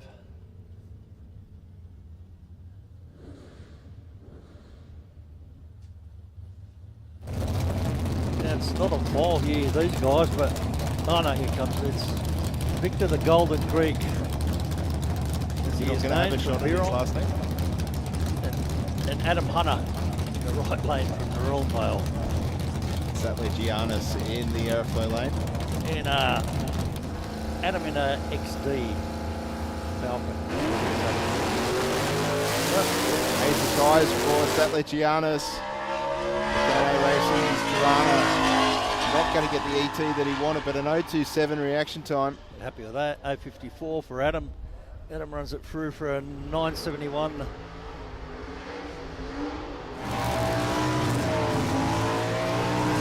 Like the purple Tiranas. Yeah, this look is at the Tirana action. This is the race for you. Dave Gruber in the Airflow Lane in a LJ Tirana with a Chev 383. Small Paul Spatino in another Tirana with a Chev 400.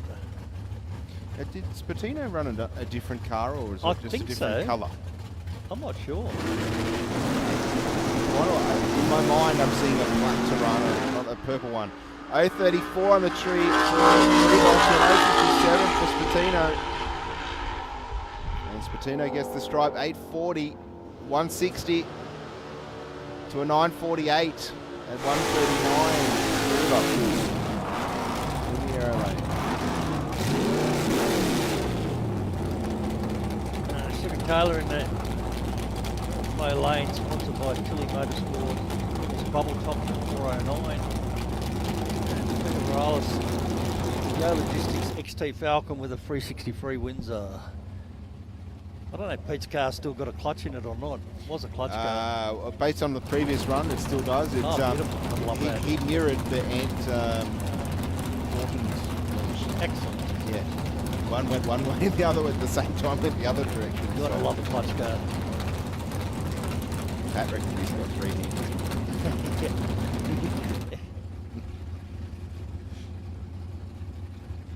I guess the steering would be pretty light, John, with the front end in the air. With the wheels in the air, 100%. Oh yeah. Control wheel stand, a little bit loose on the shifts.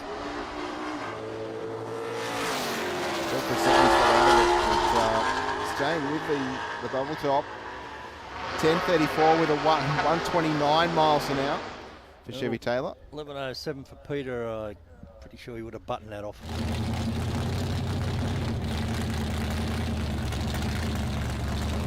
Alright, this is Michael Bennett down on the start line in the airflow lane. Running for Strata's form in the 58 Chevy Apache. Running for tequilasunrise.com. Now, let's see if Michael can get down the track. He launched on the previous pass and got pretty severe... yeah, got the steering wobbles up. Let's see if they take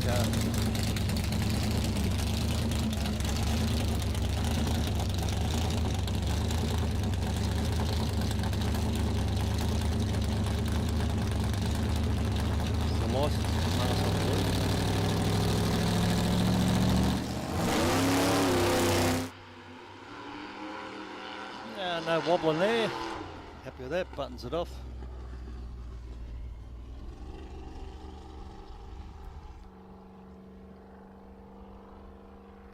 Rolls are on through for a 14.6 at 66 mile an hour.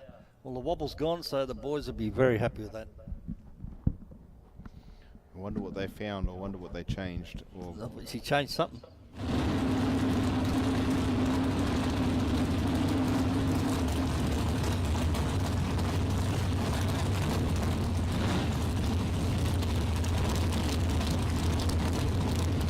all right, ladies and gentlemen, I might jump off the mic if that's okay. I'll hand over to Pat Elliott for the switch of super gas, if that's all right, Pat. And I'll have a bit of a break. I'll leave you with Pat Elliott and John Summerarch, and I'll be back to you very shortly. See you later, Bushy. Now we're into super gas. Boy, Romeo in the airflow lane, 27 Roadster. Joe Cantariti, the rocket lane, the Pontiac Firebird.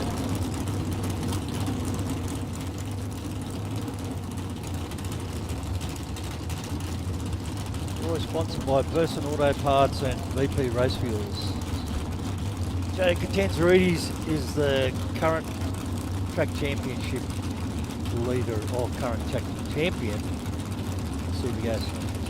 Tightly contested championship for that, wasn't it? Yeah, absolutely. 001 light for Roy and 013 for Joe. What I always wonder about with this category, JB, is how do we get more people involved in it? You know what I mean? We try our best to try and get people to come in, but because it's so, like, the cars are all so nice. Yeah. Like, there's no rubbish looking at it's a pretty staunch racer bracket, so yeah. not that that means anything, but No.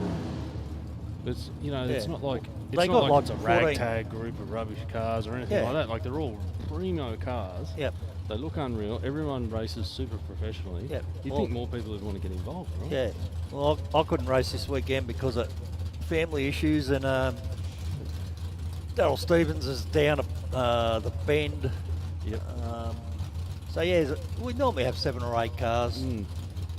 which is still 3 rounds. They're just shutting Vince's car off. There's a little bit of puddle or something behind her. That's not good. No. And very, quite a rarity. Yeah, It's very coming rare out for front. that to be unreliable. Luke Romeo in the airflow lane.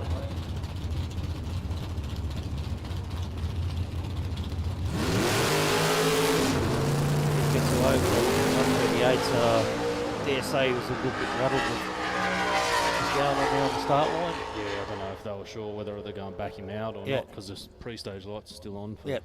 Yeah, runs it through for a 10.02. Yeah, very unusual for Vince's car to drop something on the start line.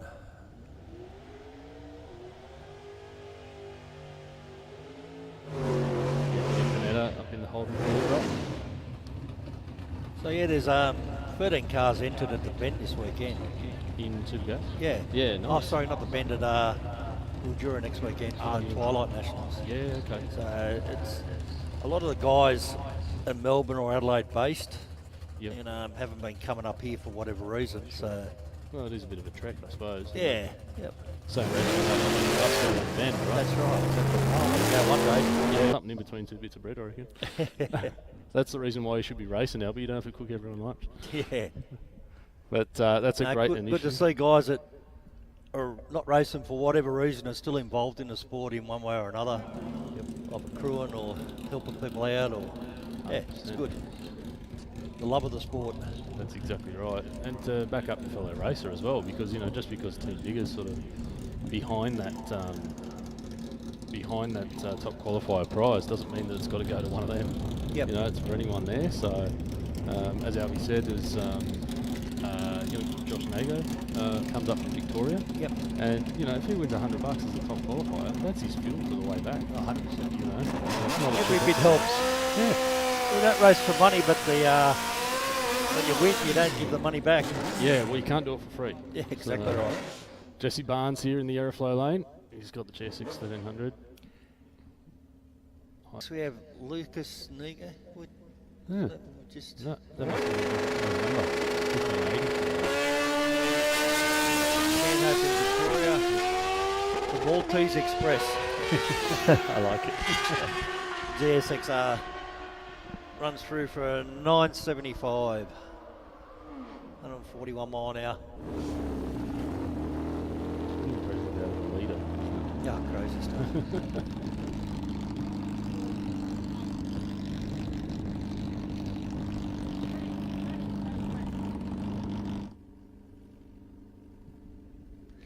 Next we have Mark Davies from Belmont on another GSXR.